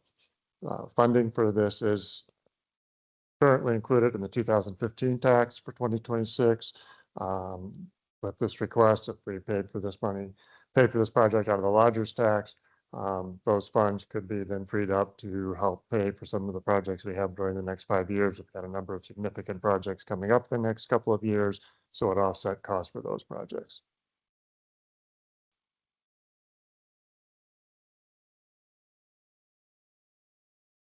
Good evening, Mayor, Council. Mike French, Prosperity Office. The proposal that we put together was focused on airport transportation, aligns with our strategic plan, specifically reliable infrastructure and community connectivity. The community need is there's no existing reliable public transportation to and from the airport. It's something that is a growing concern. The expected outcomes and benefits would be a solution that would benefit parking requirements on-prem, create more sustainable and efficient transportation infrastructure, and improve visitor experience. The tourism alignment was transportation to and from the airport. It'd be a significant improvement to the experience getting back and forth to the location of their choice. The impact of inaction is no additional transportation solutions, continued increase in parking requirements that is growing as demand increases over time. The challenge that we had in coming up with a cost is the initial thought was to involve the hoteliers to expand their shuttle services. I reached out to both Zach Burns at DoubleTree as well as Jeff Lyman at Holiday Inn. Both those entities have historically had transportation services. Prior to COVID, they actually had transportation running to and from the airport for their patrons. At this time, the only entity that's continuing that service is DoubleTree, and they're using it to transport crews as a result of a contract with the airlines.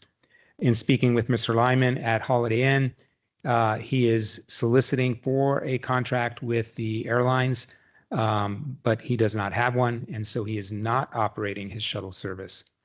When asked if either one of those would consider expanding their shuttle services to include not only patrons, but also potentially increase to residents as a park and ride, the answer was no. The reason being the cost to ramp up a service like that and staffing, the liability in terms of insurance, and then neither of their fleet right now is in a condition that they think that they could expand use and capacity. So it was difficult to find a cost or a solution that involved hoteliers. I also reached out to Tori over at the Strader and asked if we subsidized or did something, would they be interested in increasing or starting a shuttle service? And the answer to that was also no, for the exact same reasons, insurance, staffing, and liability.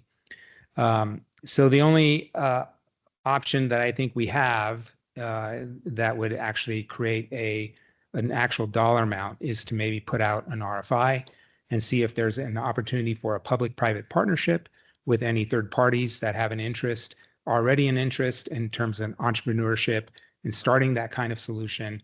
Could we somehow subsidize or incentivize that kind of solution? But right now it's very, very difficult to put a cost figure around a solution that doesn't quite exist yet.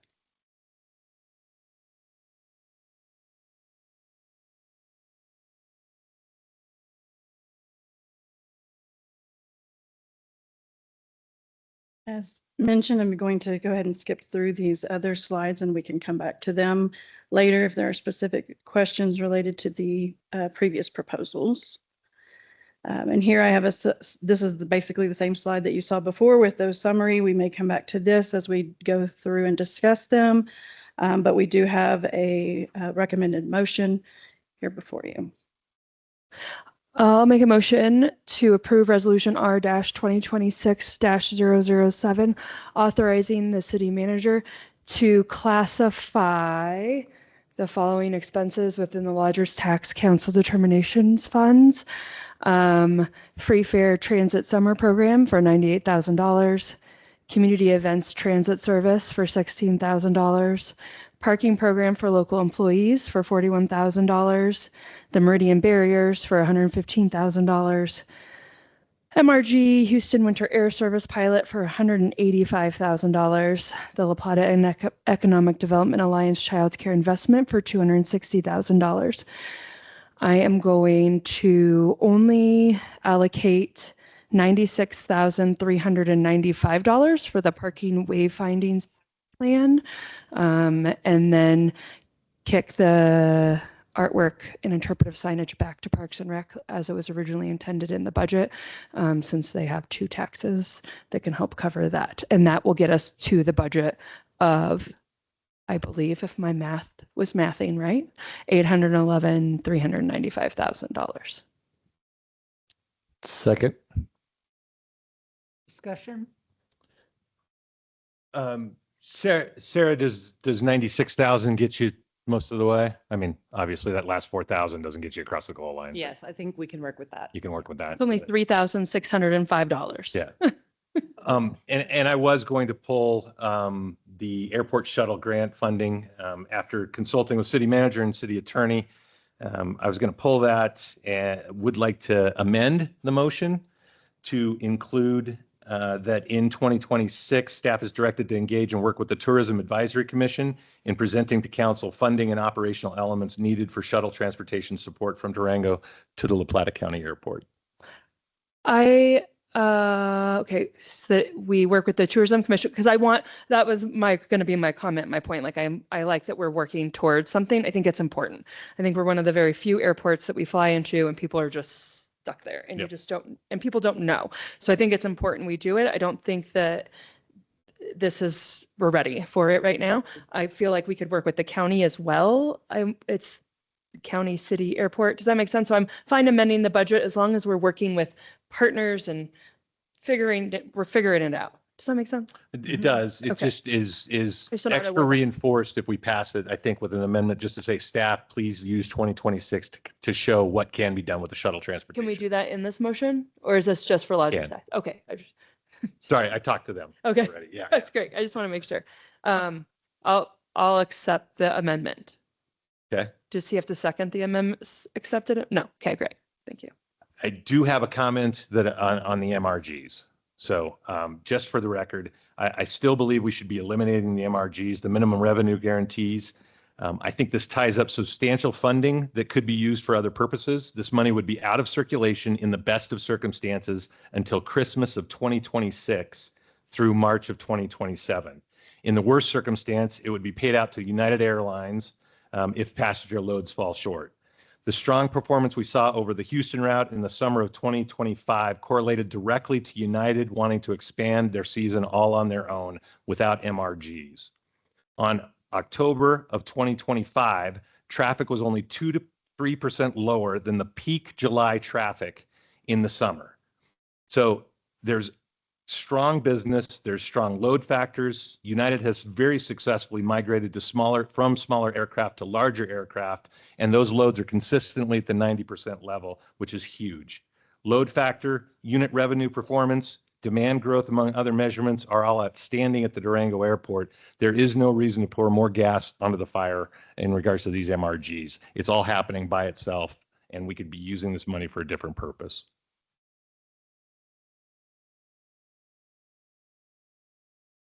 So I'm going to propose a motion that we eliminate the MRGs. Well, can propose an amendment to my motion. You're right. But Sorry. I say no to that. You know that. I knew that was coming. Okay. Oh, Okay, Shirley, do you have any questions?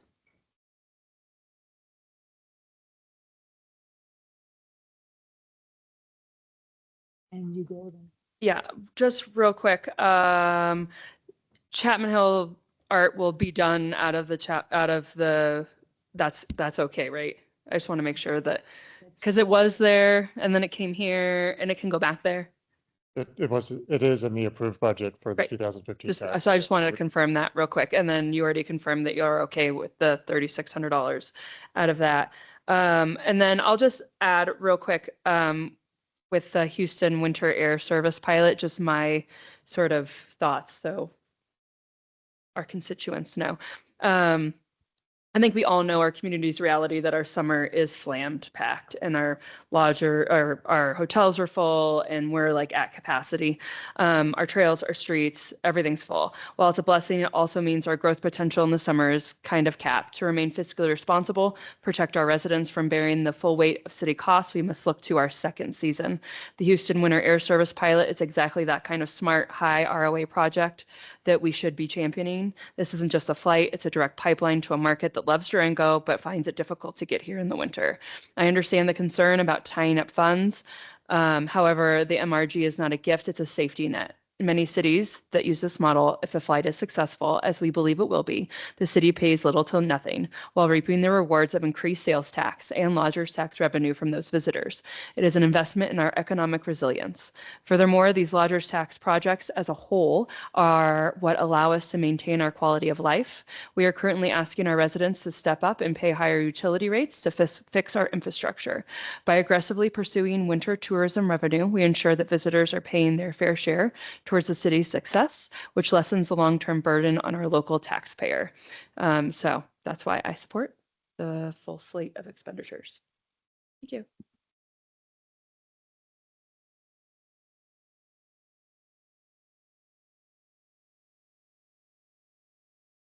Seeing no other hands raised, let's do a vote. Thank you, Mayor. Mayor Yazzie, Yes. Mayor Pro Tem Woodruff, Yes. Councilor Gonzalez,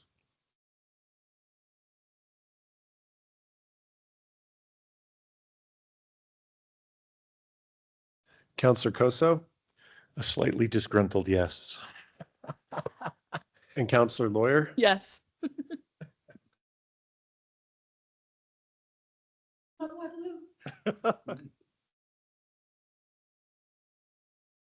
All right, moving on to item 11.5. It's a resolution to amend the city's financial reserve policy.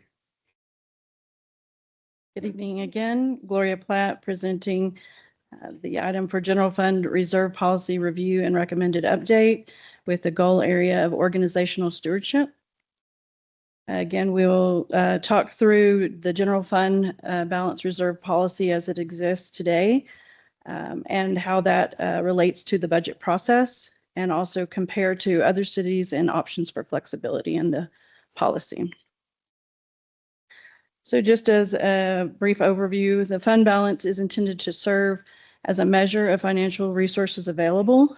It is essential to ensure that we maintain adequate levels of funds in a case that a risk could arise. These could include disasters, revenue downturns, unanticipated expenditures that couldn't be covered in the regular budget. So our current reserve requirement in the general fund is for 25% of all expenses, or basically 91 days of such expenses. And so the idea is that if such events should occur, the city could pay for 91 days of operating expenses if necessary to mitigate such a risk. So some cities do have a tiered approach, may add a separate reserve such as contingency that's a little more flexible in addition to their regular reserve. We did talk through some of these scenarios at the budget retreat as well. And also as well some of the comparisons of other cities. Also, just as a side note, there are other measures that a city would take if such an event were to take place, such as holding on some one-time expenses, possibly hiring freeze if necessary, and other expenses that could have a temporary hold. We can also liken it to a savings account in our personal lives. We have money set aside to pay for things that may come up, but when something comes up or car breaks down, something like that, we likely first look to our operating account to see if we could pay for it first there. We might have to forego some things that we prefer to have in order to pay for that, but many times we would make those adjustments. And this is the same as with the reserve policy. So along with the budget process, we did, the city manager brought a proposed budget that did meet our reserve policy of 25% of expenses. We did also have the goal of investing in our city workforce. So that budget did include market adjustments for personnel. And in doing so, there were some decreases that had to take place in the budget to ensure that we could meet that reserve and also to meet our goals of investing in our city workforce. We did highlight some of those reductions at the budget retreat as well. A high percentage of these were in our larger departments, such as police, parks and rec, and public works. Some of these were for one-time expenses, and others were for operating expenses.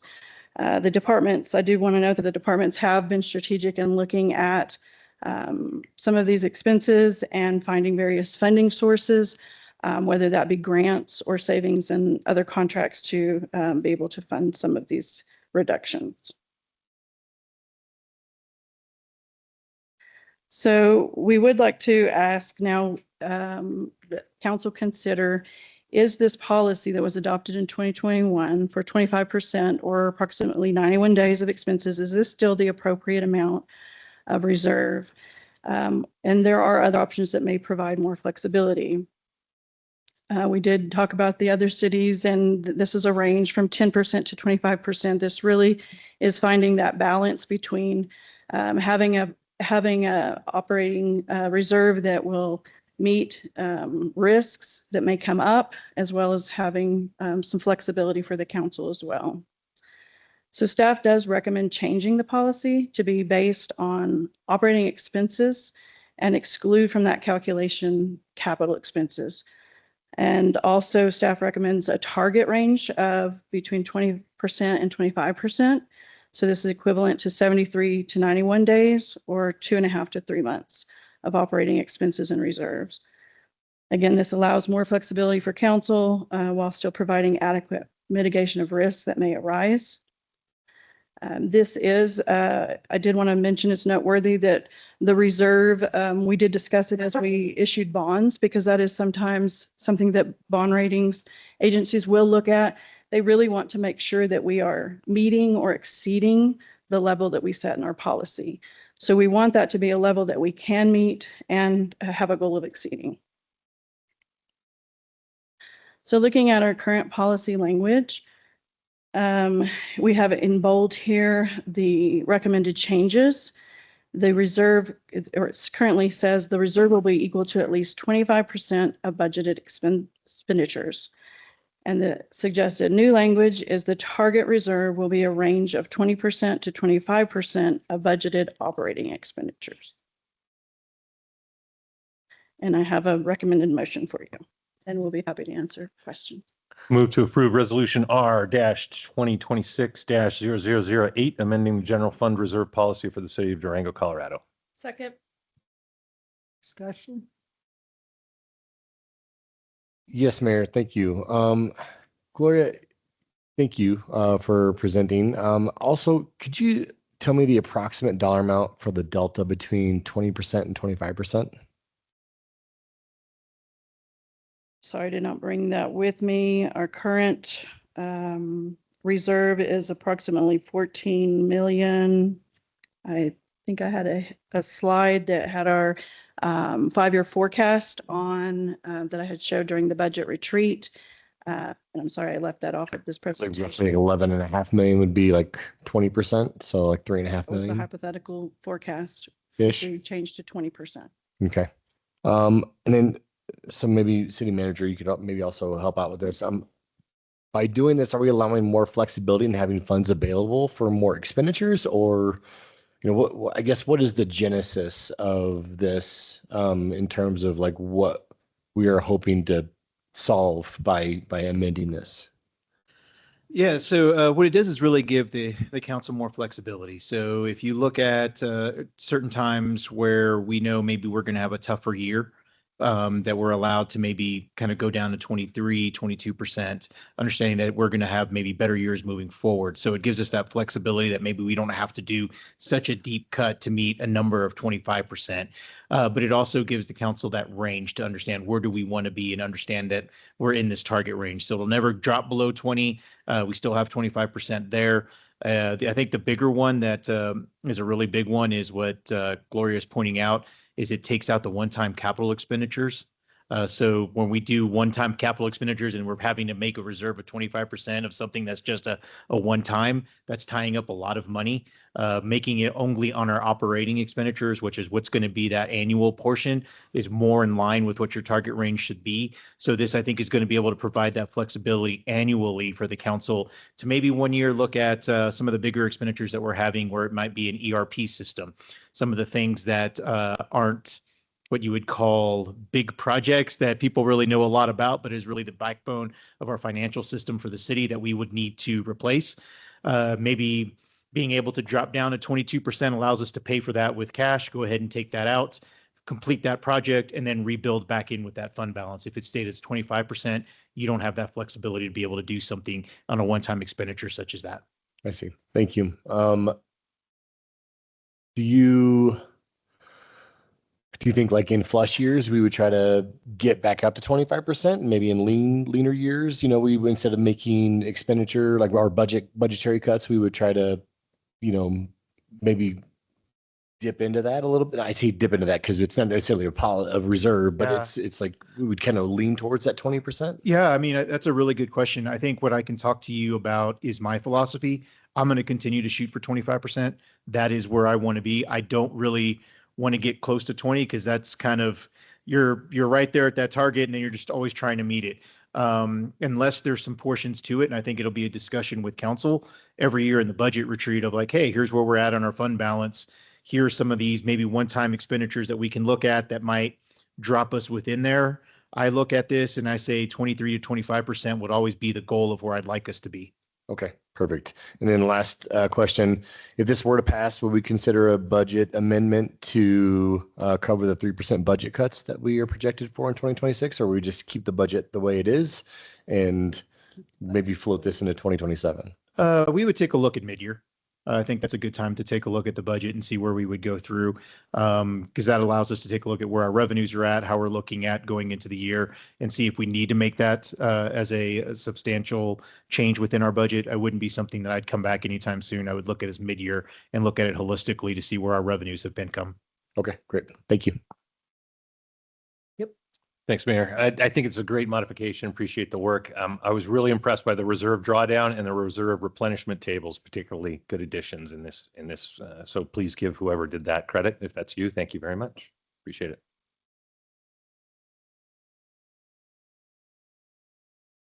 Okay, so my question is, since all departments had to cut their budget by 3%, if we would have had this policy in place, would we still have to cut the 3%? We would have had flexibility where I would have been able to present a proposed budget that may have not had to cut that 3%. Thank you. Shirley, do you have any questions?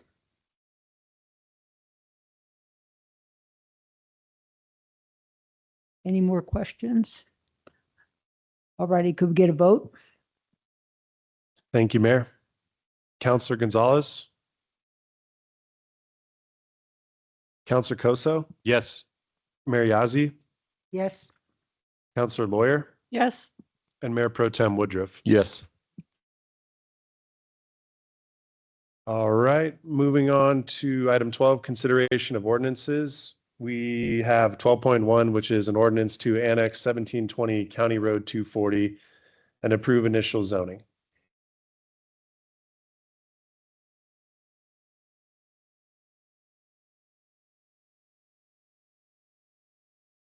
We kept it a little bit warm for you. So here is the recommended motion of approval per staff's recommendation and the CDC recommendation for consideration. Okay, so on your deed restriction, I noticed that you were what, 3 and 5 years, something like that. Aren't normal deed restrictions forever? Should I make a motion before discussion? Let me make a motion just real quick and then you can, sorry. I move to approve the annexation and initial zoning of 1720 County Road 240, parcel number 56651530051, also known as the Griego Ash Parcel 2, with findings that the project is in conformance with the comprehensive plan and applicable LUDC review criteria, subject to the listed conditions. Second. Discussion. Alrighty, so when you were giving the public hearing earlier, and then you mentioned that the deed restrictions would only be like 3 and 5 years. They should be longer than that. Weren't they supposed to be deed restricted forever? Otherwise, whoever buys that property gets the benefit of tax dollars, into the future. So. Thank you for the question. For the record, I'm Brian Devine, Housing Policy and Planning Administrator. We're going to have to answer that question in a little bit of detail, which is to say the Fair Share program design, as I mentioned, includes a couple of different levels of affordability. The standard Fair Share agreement, so that would be proposed and executed by staff, proposed by the applicant and executed by staff, includes one of 2 affordability tiers. In the for sale projects that have standard Fair Share agreements, those are required to be in perpetuity, those deed restrictions. And the reason for that is, as you mentioned, there's a substantial benefit to the initial buyer based on a price reduction relative to what the market price would be. And without the long-term deed restriction, there is a benefit that accrues to that initial party if they're able to hold on to it until that deed restriction expires. The Fair Share program design also includes this 150% area median income exemption. Because it is phrased as an exemption and not as a Fair Share agreement or a standard to reach a Fair Share agreement that would be executed by staff, there are some different criteria. The length of time for one of those price restrictions under that exemption is not specified in the ordinance. It is just a length of time to be approved by staff. In the procedures manual that will go to public notice later this week, there are criteria that the city will generally not approve those those price restriction agreements if they last less than 7 years. The reason that the manual does not require perpetuity in that situation is because the benefit in terms of a price reduction is much smaller, and the administrative cost of a deed restriction in perpetuity is very high. So there is a thought in, frankly, all of our housing strategies, but very much in Fair Share, that the administrative cost needs to line up with the benefit in the form of price reduction. The exemption requires, the 150% AMI exemption requires that every unit in the development be sold at that price tier, which means there is no market rate unit to offset those prices, which means it's really only suitable for projects in which a developer has found a way to deliver the units without subsidy, whether from the other units, from the city, from outside sources, et cetera. The applicant in this case has represented to us that there is no price reduction. This is the price that they're able to build and deliver the units for without outside subsidy.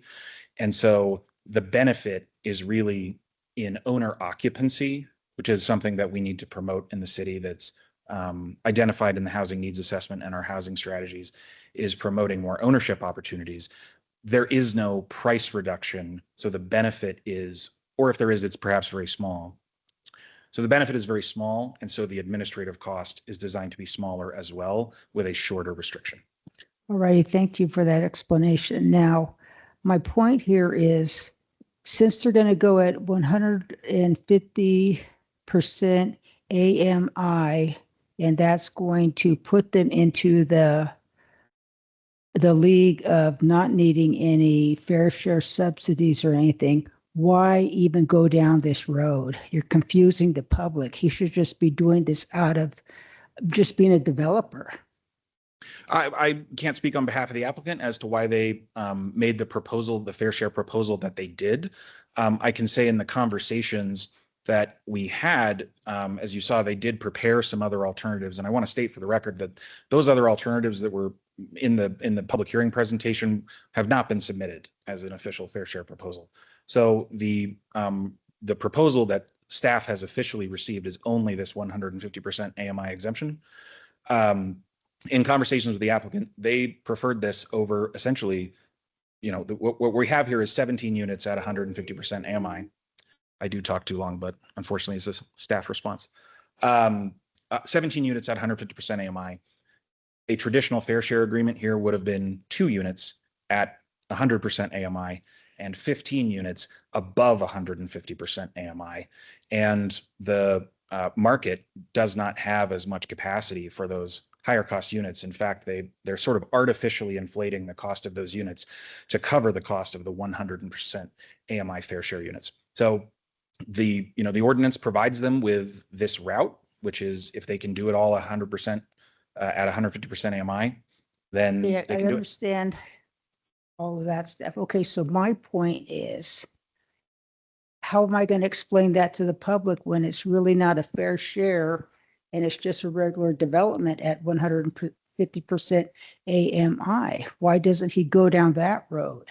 Because how am I going to explain that to people who are thinking this is part of the fair share market when it's really not?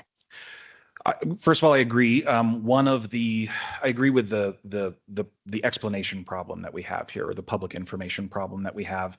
One of the amendments that we're looking at to bring to CDC later this month and then back to council is to restate this 150% AMI exemption as a compliance method, as opposed to say, these folks have proposed to be exempt from fair share. That's a very weird way to talk about this project. The reason that the exemption was adopted in the first place, or is included in the program design in the first place, is the city does have documented need, documented shortfall of housing all the way up to 150% area median income. So this tier between about 125% and 150%, if developers can find a way to build in that tier the entire project without city subsidy, without density bonuses, without parking reductions, it's a way to deliver units in that needed price range without any financial contribution from the city. Okay. Does that answer your question? Yes, it does. So basically, we're just putting a label on it to call it fair share, that the city took care of this, when actually there's been no buy-in from the city with any type of subsidies or reductions. I imagine that is why this exemption was phrased as an exemption rather than a compliance method in the first place, was to not create the impression that the city is subsidizing units in this price range. Practically speaking, it acts like another compliance method. All right, just so we're clear on that. Thank you. Sure. If the term is 7 years, what happens at 7 years? If I've bought at 150% AMI and I've maintained ownership at that point, after the 7 year, then I can sell it for whatever the market rate is. Correct. Okay. And then can we go back to that, the fair share options 1, 2, 3? And I apologize. That is the applicant's presentation and they appear to have left. And I'm not can't do comfortable that. presenting on their behalf. Gosh, I'm all done with questions for you then. Thanks. Brian, thank you again. So yeah, we keep getting stuck on what the applicant proffered without vetting those options through the staff. So I'm just going to ask, kind of more of a procedural question. The applicant proffered 3 options for the fair share program adherence and opting out, and the kind of in between. Does the final decision on which option to go with, will that reside with staff, CDC, or council? That actually depends on what their final proposal is. A standard fair share agreement is executed by staff. A confirmation of exemption is also issued by staff. If they were to propose some other alternative, which they're allowed to do at subdivision, at their actual development plan, some of those alternative compliance options, as I mentioned, in the fair share program design, they're allowed to propose and justify any equivalent compliance that they think is justified, any equivalent compliance would be subject to city council approval. So their deadline would be at subdivision, and then we would get after that final. That's correct. This is another thing that is interesting about the 2024 ordinances. A fair share proposal is required at time of annexation, but it does not have to be approved at time of annexation. It actually gets approved as part of the subdivision process. So we do have to receive a proposal from them. The applicant has done that. As I said, their proposal that is on file is that 150% AMI exemption. They could choose to revisit that between now and when they apply for their subdivision. Do you think there's any appetite to have them to clean up some of that language to say that you have to have something, something concrete? Again, we've done as much of that as we can in the procedures manual. That is another aspect of this particular proposal is the procedures manual that was in effect when this was first submitted was based on the old fair share ordinance, the pre-2024 fair share ordinance. So we've had to work through this essentially on a project specific basis. We now have a procedures manual that talks about how to process these applications, how to confirm exemption, and that is what we'll be using going forward. Now, if it takes them a while to line up financing and proceed to subdivision, assuming you approve the annexation tonight, they may be subject to a new ordinance that restates that 150% AMI exemption as a compliance method. Our goal in any of those amendments, as I mentioned, is to clarify and streamline the process, not to change any of the program design or the policy intent. So this is just a nature of applying for multi-stage development proposals. You know, annexation first and then subdivision is the rules can change in between those. Our goal has always been to not rewrite the program design at this time, because it was very clear what council was attempting to do in 2024. But as I said, the reality of applying those rules to actual development proposals, including this one, has resulted in the procedures, trying to get those as far as they can, and then we think some needed text amendments, which you'll hopefully see later. Okay, great. Thank you so much. Sure. This is about the worst possible project to be introduced to 2024 Fair Share on, and so we appreciate your goodwill in working through it with us. You've done very well in explaining it. Thank you very much. All righty. Okay, vote, sorry. Thank you. Mayor Pro Tem Woodruff, Yes. Mayor Yazzie, Yes. Councilor Gonzalez, Councilor Lawyer, Yes. and Councilor Koso. Yes. All right, moving forward is item 13, public comments on city matters not under consideration tonight.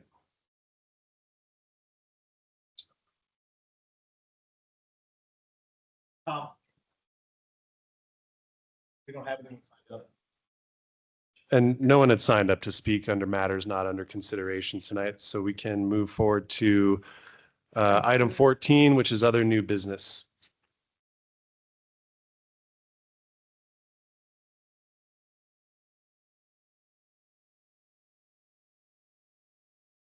Does anybody have any new business? Looks like Kip's got his hand up.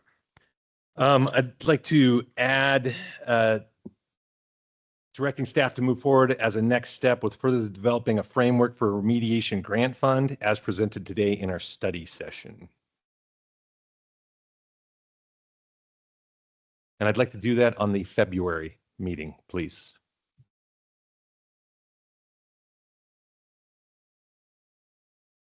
I believe, and please correct me if I'm wrong, but I think that's the next step we need if we want to continue this discussion Want to around. continue to keep going. Yes, I would say that the February study session is the one where we're coming with you with the outstanding funding items, transportation, water and sewer.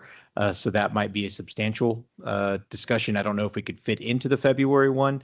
Can I get a pinky swear from council that they'll vote favorably for it if it's the late January? Is there a pinky swear option? There's no pinky swear option. Damn it.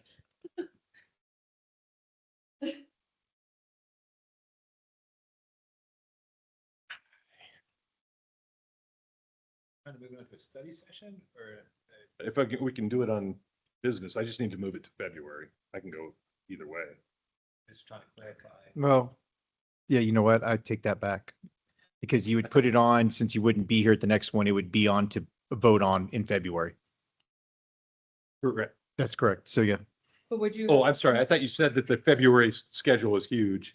Yes, but you would have to still, the council still has to vote on it. You're placing it on an agenda, right? So Okay. in 2026, it's a little bit, but I got where you're going. Okay.